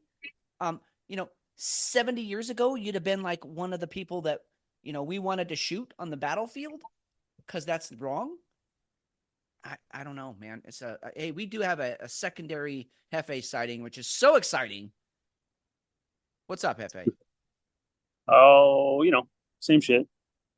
I'm not making any money tonight. I got like $24 right now. So you're gonna triple that when between 9:30 and 12:30. You're gonna triple that. I hope so, at least. Or, and I'm just throwing this out there. You could be found guilty on 34 counts of paying off a hooker. And then when you're found guilty, then your donation pile will grow to 58 million. So maybe you should do that. I'll look into that. Hey, Excellent. can we discuss Stormy Daniels? Was she worth this? No. Back in the day, she was hot, but I mean, I don't think anybody's worth all this fucking trouble. Porn stash, Amen. you're like the expert of porn. Can you, besides Jefe, please weigh in. What are your feelings on Stormy Daniels? We'd appreciate that. I don't think she was as hot as Jenna Jameson. I honestly didn't even know she was a person for a long time. In their prime. Like, I'm talking in their prime, of course. Or like Pamela Anderson or something like that. See, Jay's never jerked off to her, so she can't be worth it. She doesn't even crack his usage. All right, so she's not even a 3 then. Yeah, no. Jefe, there is a very strong mob of people they have pitchforks and torches, and they look angry, and they're shouting. Let's go. Report. Let's do it. They're after me. Yeah, for you, because they're gonna lynch us if we don't produce a farm report tonight. All right. Wait, can you hear me? You ready? I'm ready.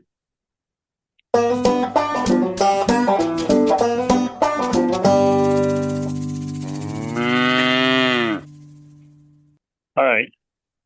Well, we're going to go down a road today. We're going to fly down a road. Okay. We're going to talk about a bee farm. Not a secondary, second-rate farm. An actual, like the insect bee. Okay? Yes, got you. Yep. Okay. So, did you know that you need a minimum of 2 acres if you're going to start your own bee farm? So don't even come to me with your 1 acre bullshit. At least 2 acres. And did you also know that on average, a beekeeper receives 58 stings annually? And also, bees. I mean, they're a nuisance, right? But did you know that they can feel pain, and they can recognize human faces, and they are self-aware. They even have a primitive form of consciousness. That's your farm report.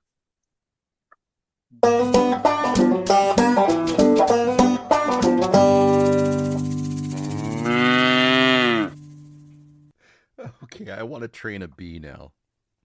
I want a little bee buddy that follows me around, sits on my shoulder. I have the utmost respect for bees. They're cool. They are. They're just cool. That hive mentality. It's one thing that I've always kind of respected about, particularly China, but even some other communist countries where they just sort of have that hive mentality. Like, everybody's doing the will of the hive, not necessarily like you sacrifice the individual for the greater good of the whole. And I love that mentality, and bees like embody that even more than ants or wasps. Wasps are just dicks. They're just they're assholes. But bees, they will literally sacrifice themselves for the greater good. And there's a lot of honor in that. Now that we're talking about it, I kind of hope I die like I die with the honor of a honeybee. I really do. Yeah. Yeah. You know what? That was really well done. Do you know what a beekeeper is called? Like the fancy name for it? Oh, I have heard this word before. Go ahead. I don't remember it. They're called an apiarist. Apiarist, yes. What is that? Apiarist, like APEARIST, I think. Apiarist. And I'm sorry, what does that mean? Oh, it's a fancy name for a beekeeper. Oh, okay. Yeah, did you miss the farm report?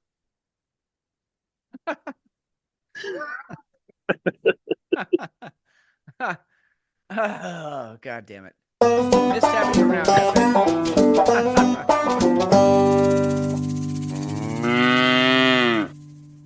Yes.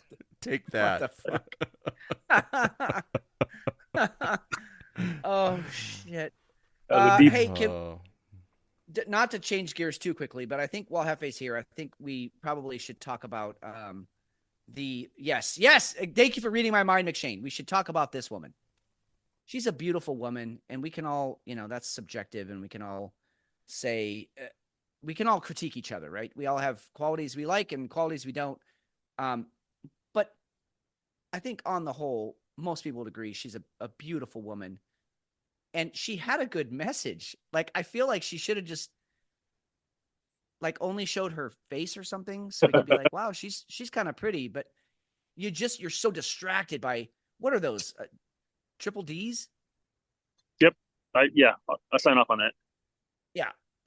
So they're glorious, and they have a life of their own. The way she talks.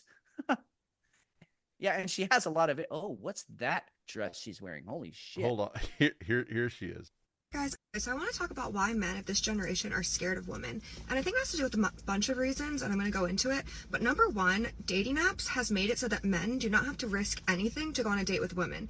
Back in the day, you used to have to at least go to a bar and risk rejection in front of your friends or embarrassment or any sort of thing like that. Now it's just guaranteed. Men can go on an app and just swipe, and if you match with them, they know that you at least have interest in them, so there's literally no risk. Second, I think that people having phones and girls always recording things definitely scares men because they always think that a girl is going to record them and call them a creep. Men are so terrified of being called creeps. I think it's one of the things that they fear the most. They never want to be that creepy guy, and now in this generation everything's recorded and put on TikTok, so they're scared about that. And the third reason I think men are scared of women is because they just don't have motivation due to pornography and things like that to even go on dates, and they're so scared of being called a creep or getting accused of something that it's easier for them to just stay inside. I'm not saying this is an excuse, and men, you need to get out there and get over this, but I'm just explaining why I feel like men truly are scared of women in this generation. So I want to talk about... I completely agree with her. And her twitching breasts. Oh, with yeah. All joking aside, I 4 times I lost track of what she was saying. Me too. No, I mean, when I first saw that clip, I was just, it was early in the morning, so I was just watching, no sound, just watching her shake. And then I was like, I wonder what she's talking about. And then I watched another, let's say 3 times. It might have been 5. I don't know. To actually get the full content, because you're just so distracted by those wonderfully beautiful, full. And you guys know I'm not a big breast guy, but those are just amazing. Just Epic. one night. Yeah. Just one epic. Yes. Epic. Like Homer's The Odyssey epic. Just one night. And then I will die a happy man. I'll jump in front of a diesel truck. It'll be over. But just one night. My God. Yeah, and I was gonna actually. That's funny you say that, Tabby. In chat, Tab said, "I would murder for those." I was gonna ask, is there is there some jealousy there? I would think there would be, because not just because of what men are desiring that, but just because for a while it'd be nice to just have some giant. You could get out of tickets. You could probably get your groceries for free. You could get free gas, a free coffee at Starbucks just for a day. Just let the girls hang out and just live life to its fullest. Live your best life. Yeah. My God. Oof. Oh, well, I'm glad we were able to establish that. Yeah, I wanted to get to that while Jefe was here because, thank you. I mean, because of breasts, it's tits. Why not? Hey, we've got an update on the guy who made himself a hyper-realistic collie so he could live as a dog. Yeah, I love this story so much. I love it so much. Hold on. I'm grabbing my parabola here. I'm going to slowly sip this while you go over the story. Go ahead. Toko, the human collie, said the challenges of moving like a dog have led him to consider imitating a host of other animals as well. Dogs and humans have different bone structures. and the way they bend their legs and arms, so it's very difficult to make movements that look like this too. I might realistically be able to become another dog, a panda bear, or a bear. A fox or a cat would also be nice, but they are too small for humans to try. So he's planning on becoming another animal. And this is the creepiest, most realistic animal costume, furry costume you've ever seen already. I don't know what he's going to go with next, but it's amazing that he's ready to step up his game already. Because 100%, if you saw this guy out in the wild, like you're out in the park, it's a dog, and this thing comes trotting up, yeah, you'd be like, that dog moves kind of funny, but that's definitely a collie. Oh yeah, like there would be no doubt in my mind. Every part about him. If you guys haven't seen this guy, he's fucking wild. We've talked about him on the show before, which is why we're doing the update. He did full, like, it's a full fucking thing. And not only does he look like a collie, he acts like it. He'll roll over. He does the pawing at the door thing. He'll wait for commands to shake or to sit up on his hind legs. And yeah, that's physically taxing for a person to pretend to be a different animal.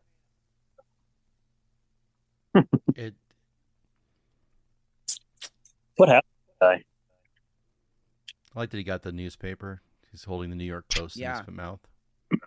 What did you say, Jefe? So what happened to him? How did he get to this point? Yeah, that's what I thought you said. It is a mental illness. I mean, I think we can all agree with that. It's a mental illness, and it's sort of the epitome of this whole, well, I identify as, you fill in the blank. And it's so distorted, because it's one thing if you're like, I so feel like a guy, but I was born in a woman's body. I can get there. I can, and not only can I get there, I can totally endorse you embracing that part of your personality. You want to be a man, fucking go for it. But this, how do you say, God, I was a collie and I was just born in this man's body? No, you weren't. No, I'm drawing the fucking line. No, you weren't. You can talk, dude. You have consciousness enough to even express that idea. Collies don't. They know how to fucking herd and how to eat dog food and how to shit in your lawn. That's what they know how to do. And sniff other dogs' and be your asses. best friend. Yeah, and be your best friend. It's just so weird. It's got to be a Japanese thing, right? Because he's Japanese, isn't he? Yeah. Yeah. So, oh God. I gotta go. I'm really happy. All right, man. Hope you meet a collie that's not this guy. You too. All right, see you guys. All right, man. Later. Really glad we got to get to that, dude. Yeah, me too. I'm glad Jefe. First of all, fantastic farm report, fantastic. Because I'm just a huge fan of bees anyway, and those were some nice fun facts.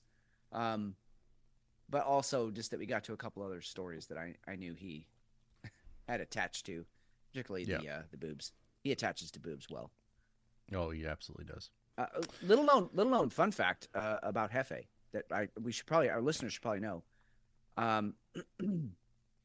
He has special appendages that come out of his body that are actually perfect for feeling and caressing and massaging breasts. Most people refer to them as hands. He has a specialized appendage that it looks like a hand, but it's just actually made for grabbing tits. So that's not his cock leg, right? That's a totally different thing. No, that's for other things. Although I know that he has used it. Well, we won't go there. We don't need to go there. What else we got? What are we talking about here? Hollywood movies. Fitz, did you know? Hollywood movies rarely reflect climate change crisis. Researchers want to change that. Maybe because there isn't one, and Hollywood knows it. I think, okay, You go ahead first, but I think this is a ridiculous article, and I'll tell you why in a minute. Go ahead. Aquaman might not find. Excuse me. Aquaman might not mind if the oceans rise, but moviegoers might. That's one of the takeaways from a new study conducted by researchers who set out to determine if today's Hollywood blockbusters are reflective of the current climate crisis. The vast majority of movies failed the climate reality check proposed by the authors, who surveyed 250 movies from 2013 to 2022. The whole goal was, how many times did they call attention to a climate crisis, Fitz? And if they didn't do it more than once, they were not reflecting the current climate crisis. And yet, we have movies like, what was that called? Day After Tomorrow. Yep. That was all about the climate crisis. Correct. 2012. That was all climate related. Geostorm. Yeah, Happy Feet 2 was actually, there was a huge part of that movie that was all about the melting glaciers. Oh, yep. All the Mad Max movies, those are all about, everything's a desert. Do you know why? Because of climate change. Yep. Waterworld. There you go. So I don't understand where they're coming from with this. Greenland. That was one that was recent with yes. Yep. That's a good call. What's his name? Yeah, that was all climate change stuff. Yeah, so I feel like if they were to make every movie about climate change, we would all know, all right, you're pushing this way too hard. Shut the fuck up. This is ridiculous. So, but there's a good one or two a year that talk about it, reflect it, mention it. And plus we get it in the fucking media all the time, every day, all day. So why do they need to put it in the movies? Well, because they have to be, first of all, virtue signaling, right? We need to go ahead and bring it in and make sure that we can make some money off of it. Just, we can get those 4 or 5 climate freaks that absolutely have to. The only reason they're going to go to see a story is because somebody's going to save the climate. Somebody's going to save Earth. Somebody's going to do something that's going to be amazing for saving, making sure that the sun doesn't scorch us. That's a lot of it. It's an ad. Yeah. It's just for advertising. And I want to know who paid for this study. Yeah, I do too. I would like to know where the funding came from. First of all, it's beautifully laid out. They remember when scientific papers used to just be like literally just words, like boring as fuck. Right. No color, no. And this one is just, it's gorgeous. It's really well done. It's designed to draw the reader in, and really get you to have some feelings around this climate change. Yeah, we've got flowers and lemurs and stuff all over the page that takes place of like actual information. It's always good. Yeah. Meanwhile, I'm gonna effort here. There's a guy that I follow, and I don't know that all of you are following him, and so I want to try and find him and give him some shout out on the show. But he is literally single-handedly going around and checking every single one of the NOAA weather measuring, or the temperature measuring stations. Yep. And he's finding out, number one, where they're located, and number two, if they even really exist with Google Maps. Right. And so far he's done, I think the number was 290 he's looked for. And of the 290, almost, I think it was 180 of them were at airports, which we already know is all concrete and lots of jet engines. And there were 60 of them that didn't even have a weather station in them. They're measuring nothing. There's nothing there. It's a grass field. We had that story about 2 or 3 months ago where you've got all of these phantom stations that are no longer there. They're just making an assumption based on what they think the data should look like. Yep. I think they're referred to as ghost. I think they were ghost stations or something. Yep. So he's going through station by station of like the 2,700 that are in the United States. He's going through each and every one of them and finding if there's actually anything there, if it's in an airport, if it's in a heat dome like Dallas or Phoenix, right? Where it's just a concrete jungle. And then if this is what we're basing quote unquote global warming on, then that's 100% false. 100%. Not, hey, there's a little bit of doubt. Maybe we should question this. No, it's 100% bullshit. I'm gonna look for him before the end of the show. I'll drop him in. I'll drop his name, his tag, his Twitter handle here. Well, you also found some data today that made it clear about how buoys register one form of temperature, but then you've got these other ships that are recording temperature, and because it goes through an intake system, it actually makes the temperature higher. So they go ahead and rather than have the balance it out or say, hey, these are from buoys, which is lower. These are from ships, which is higher because of, friction going through the intake system and stuff like that, which causes it to be X amount of, degrees higher. They just go ahead and round up basically. Well, shit. Well, yeah. And they basically, they default to the ship's intake. Yeah. More than they default to the actual because buoys it that are fits out the there. narrative. Yeah. Because it fits the fucking narrative. That's okay, because orcas are kicking the shit out of vessels because they're bored. Yeah, they are. Okay, real quick before we move on. The guy's name is John Shuwick, SHEWCHUK. He is at _climate craze on Twitter, on X. So look him up at _climate craze. You'll find him, and he's literally going station by station. He's got receipts for all of it. He found a USHCN GO station number 431360 in Chelsea, Vermont, and he's just fucking station by station calling it out. He's single-handedly disproving the fucking climate change. He's pretty great. He drops a lot of other cool stuff too, but if you're not following him, he's a great follow. So, all right, now we can move on. Certified consulting meteorologist, Lieutenant Colonel, U.S. Air Force, retired meteorologist, creator of the RAOB program. I don't know what that is. Member of the CO2 Coalition, NWS Co-op Observer in 1995 to 2012. So this is a guy, he's retired and he has nothing left to lose. So he's going to go ahead and get after it. Yeah. When climate activists scream, when climate activists scream about climate disruption, they're really talking about climate narratives versus climate data. So he's posting data on his site or on his X feed. So at _climate craze, CRAZE. Interesting follow. I'll add him to the deck. Yeah, he's good. I like him. Cool. And not just because he supports what I believe, but he actually has receipts on every single one of his posts. He's not just saying stuff and I'm like, yeah, what he said. He's like, hey, let me show you what's actually happening. He posted one today. It was 70%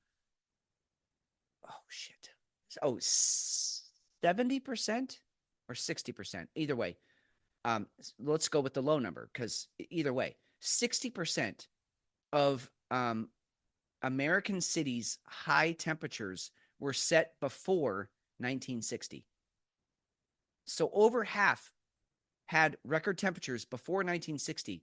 And if the narrative is that we've been dumping all this carbon in consistently, and even it's been ramping up since the 60s, then things should just be increasingly getting hotter, but they're not.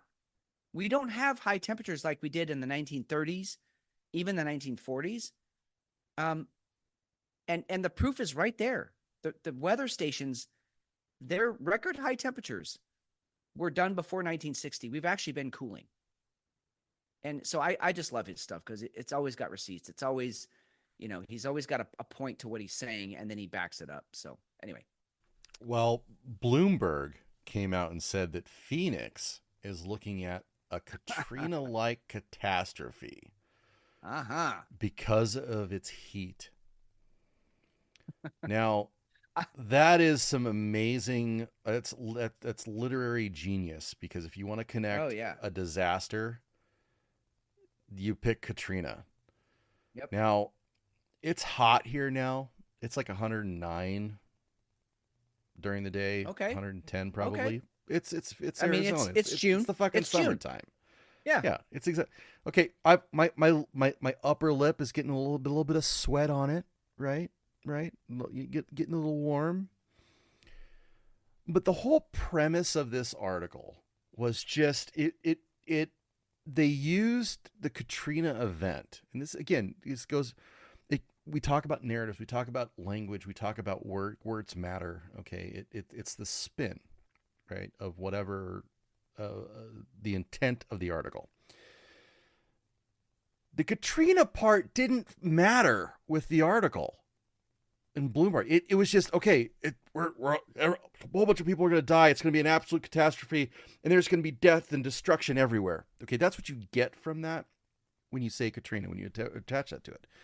But when you look at the article and you read through it, they're talking about things like people dying because they're on the fucking street.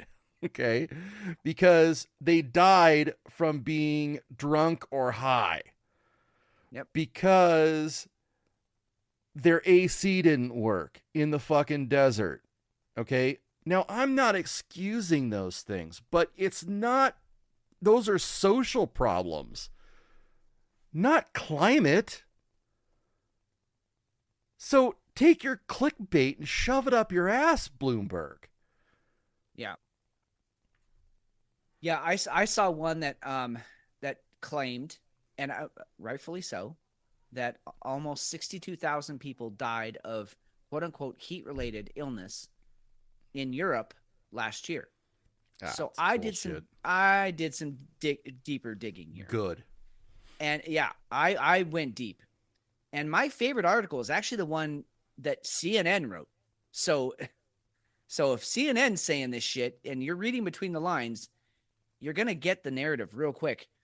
First of all, they claimed that 62,000 deaths were analyzed, and heat-related mortality rate was 63% higher in women than in men. But here's the important part. Age was also an important factor, with the death toll increasing significantly for people aged, wait for it, 85 and over. Those people are fucking dead anyway. What are you talking about?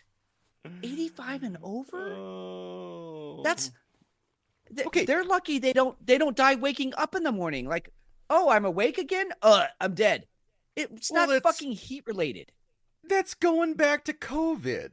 Oh, they died of COVID, even though it was a heart attack. We're calling it COVID. This was a gunshot wound. They bled out. They're dead. It was because of COVID. COVID. Yep. This was a crack overdose. It was because of COVID. Whatever, they'll spin everything to fit whatever narrative is they want to have. It's just disgusting. I also ran the numbers. Europe, and I'm going to say Western Europe. So I did Western Europe, basically everything west of Ukraine. I did count Poland in there, which is kind of the same. It's as far east, but so they have about 600 million people in Western Europe. 600 million. So you're telling me 0.1% died from heat-related illness. 0.1% is 60,000. Okay, I get it. We don't want anyone to die. No one's ever supposed to die, even though, like, what are the two things that are guaranteed? Death and taxes. But these people are dying. Okay, it happens. It's part of life. You're born and then you die. 0.1%. It was just exactly like you said, like COVID. We were supposed to be scared of this thing that was killing even fewer than that. Like 60,000 sounds like a lot of people until you realize there are 600 million. Actually, no, that's 0.01%. I need to make sure I get my percentages right here. But either way, it's nothing. Nothing. More people die of being bit by, poisonous spiders and poisonous snakes than that. So it's all a scam. People get all upset about the numbers. It's a scam, and just make sure that you're realizing that. Which, by the way, before we move on to this next subject, because I do want to talk about what you have up on the screen right there. It's important. But I do want to say, so remember earlier in May when we had those pretty big sunspots turn in, and they were popping off with those X-class solar flares, and then we had all the auroras. Well, those same sunspots survived, and they are now turning in again, and they are now Earth-facing. We had an X 1.2 today, which isn't huge, not concerning, but what is concerning is that those sunspots are still around, and if they've lasted for a whole month, there's no telling what they're going to do as they decay. So, heads on a swivel here, guys. And not only that, but an X 1.2, again, going to dump a lot of energy into the atmosphere. Look for increased storms in the Midwest. Look for a hurricane to pop up out of nowhere. And I'm not saying here in the U.S., could be over in the Western Pacific, but look for that extra energy to go somewhere. It's predictable. Here we go. Okay, I'm done. Well, we've got to see how the week's going to go. It's going to be interesting. Mary Tally Bowden, MD, at MD Breath, BREATHE. Her ex post, if I had vaccinated the 6,000 patients I treated for COVID, she would have made $1.5 million. Jesus. She dropped the COVID-19 vaccine provider incentive program. This is a huge post. I had no idea. We knew it was shady as fuck, but this was wow. Yeah. And it comes right out and says it. Anthem Medicaid. You are incentive for pumping your patients full of the vax. Oh my gosh. Check show notes. I'm not even going to go through it.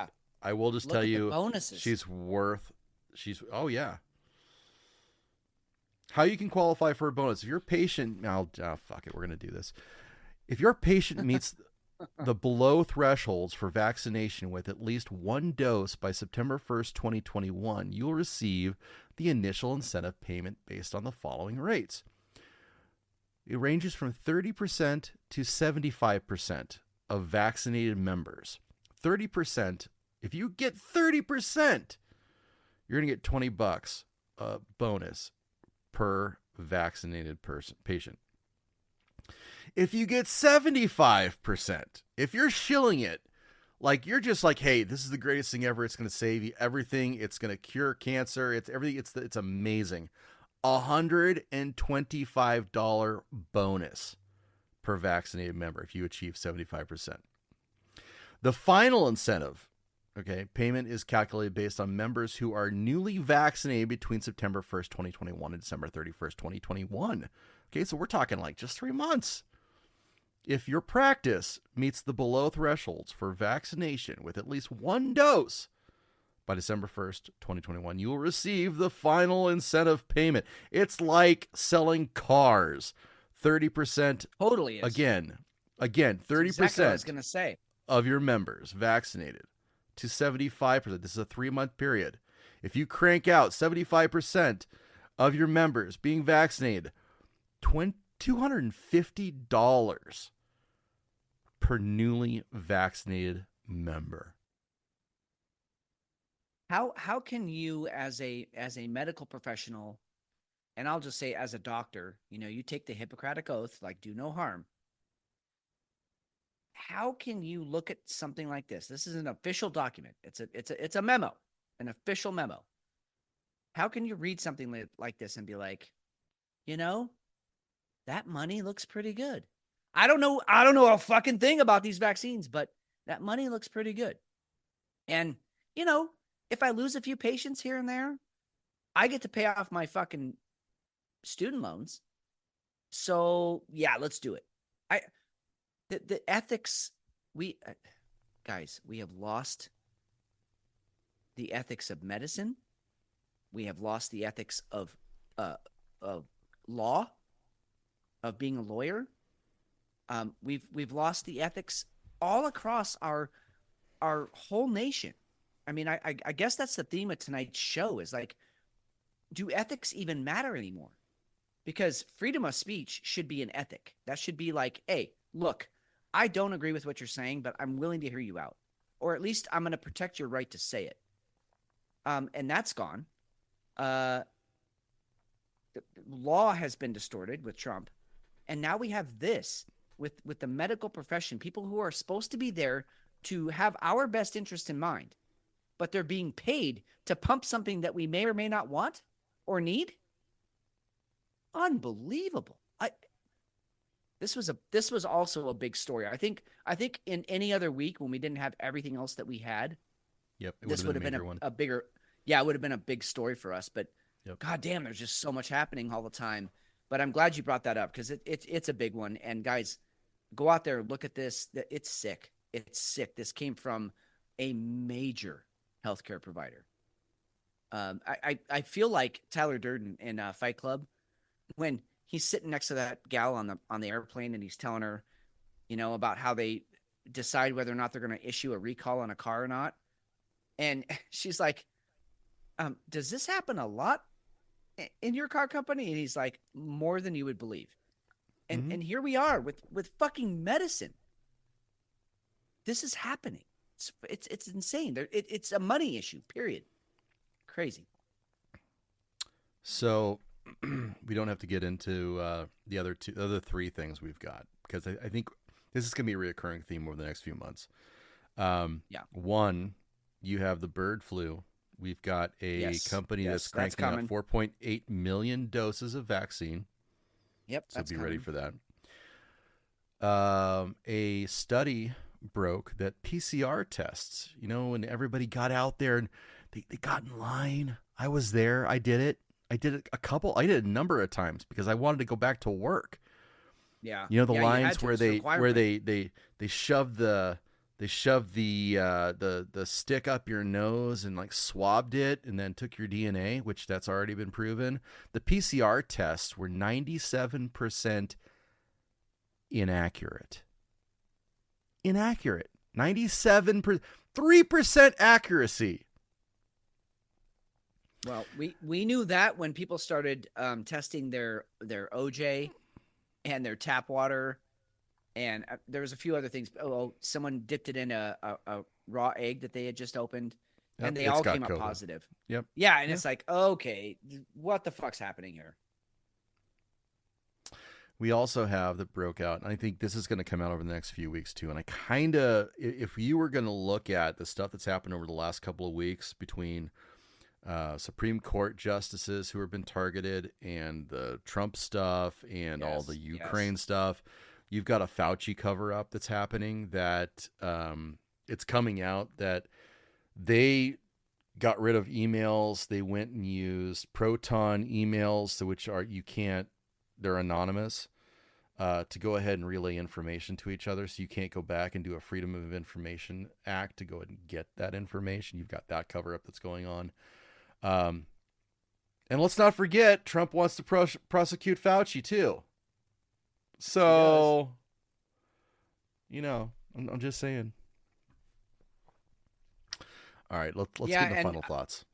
Yeah. Sorry, okay, go ahead. Good. Yep. No, nope. I'm ready for final thoughts. Whiskey Hills. Final thoughts. Fitz, my final thought on the night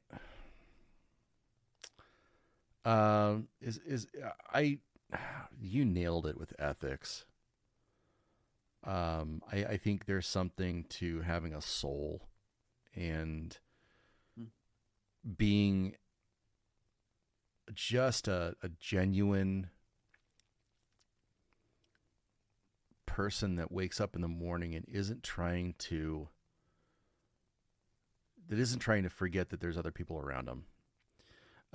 We have people in our government that are 85, 90 years old running things, and they're going to be dead and gone, and they're making decisions that it just doesn't matter.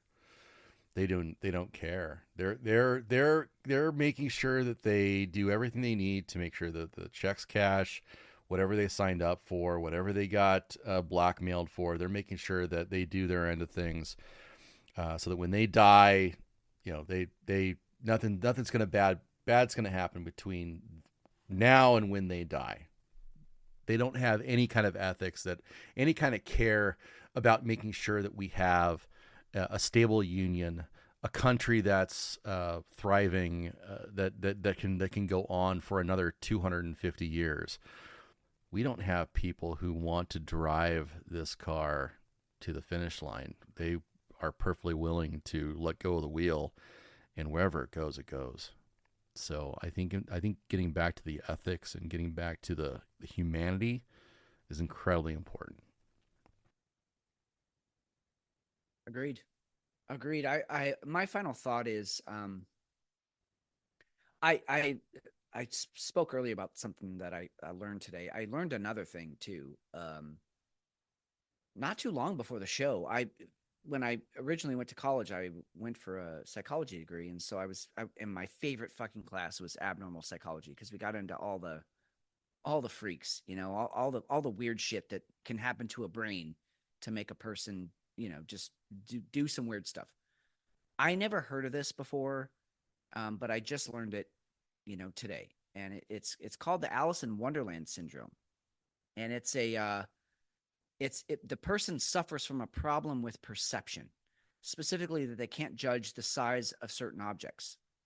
And I was thinking about that in the context of the news this week, and that I feel like we as a society have the Alice in Wonderland syndrome, because things that should be a really big fucking deal, like not the Trump case itself and not the man, but the fact that justice is being distorted like this, or these Alex Jones trying to be silenced by all of his shit being taken, and it's not a big deal to some people. Like, they're misjudging that. They think it's not a big deal. It's a small thing, and really that's a huge thing. You can't judge it, but it's huge, and it has huge ramifications. The Saudi oil deal, it seems small. It's a big fucking deal, and we're all misjudging it. And by the time we look back and we go, oh God damn, that was a big deal, it's too late. And so I guess my final thought is, make sure that you're doing your best. And listen, there is a margin of error here, because your personal experiences, your opinions, your personality, all of it comes into how much weight you place on events. But that doesn't mean that you can't do better, that you can't do more to research and find out, is this a big deal? Should I be afraid of it? I mean, again, on the opposite side, they're trying to make us really fucking afraid of bird flu, just like they made us really fucking afraid of COVID. That got blown up way big, but really it was a small problem. They're trying to make you afraid of climate change. Small problem.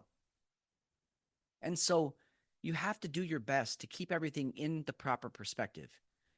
Don't take the potion that says, make me big, and then all of a sudden, all problems are small. That's not the truth. Those problems are big for other people. And likewise, don't take the potion that says, make me small, and everything's a big fucking deal. You have to be discerning. You have to use your judgment. You have to figure out what is really going to affect you in your life in the next year, 2 years, 5 years, and what you can let go.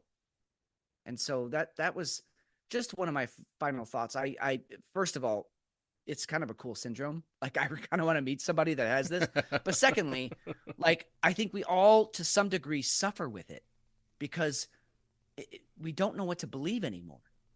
And or we don't know to what degree should I believe this thing. So I hope that we are that source of information for at least some of our listeners, that we can help you wade through, is this a big deal and I should be afraid, or should I not be so concerned? Or they're telling me this isn't a big deal, but holy shit, I need to be ready. And so I hope we can do that for people. But anyway, that's my final thought. I think you nailed it. Which beer are you taking to bed? Oh, the parabola, dude. Nice. There was a couple times I was going to You got interrupt to. you and just be like, holy shit, this fucking beer is so good. But you Yeah. were on a roll and I was like, all right, just let it go. But this beer only got better as it warmed up. The flavor notes opened up. You would have really appreciated, and if you can get your hands on the 2024, I would highly advise it, because as it warmed up, there was a cigar tobacco earthiness to it. Oh yeah, Very it was in nice. there. Very nice. Yeah, All right. it went from leather to tobacco, and you had the cherry in there. It was just fucking phenomenal. If it wasn't so late in the show, I would say it was a sex beer, but we'll get there. right. Great beer, well done, worth every penny. Very cool. How about you? Oh, hell or high watermelon. I was hell bent on this. I had to. Yeah. It was just a great. This one, this is a beer. I'm going to go ahead and I'm going to see if I can get some more of it, which I don't think it'll be a problem to do. I'm going to get these and set these aside from Jefe. I don't know if he likes. He'd love it. I don't know if he likes watermelon, but I know he loved that mango cart and he liked that other wheat beer that we had. And this is an easy drinker too. Thanks for joining us tonight. We hope you guys are starting off your Monday in the right way. I'm Steve McShane. I'm Fitz. Think critically. Act accordingly. We'll talk to you soon.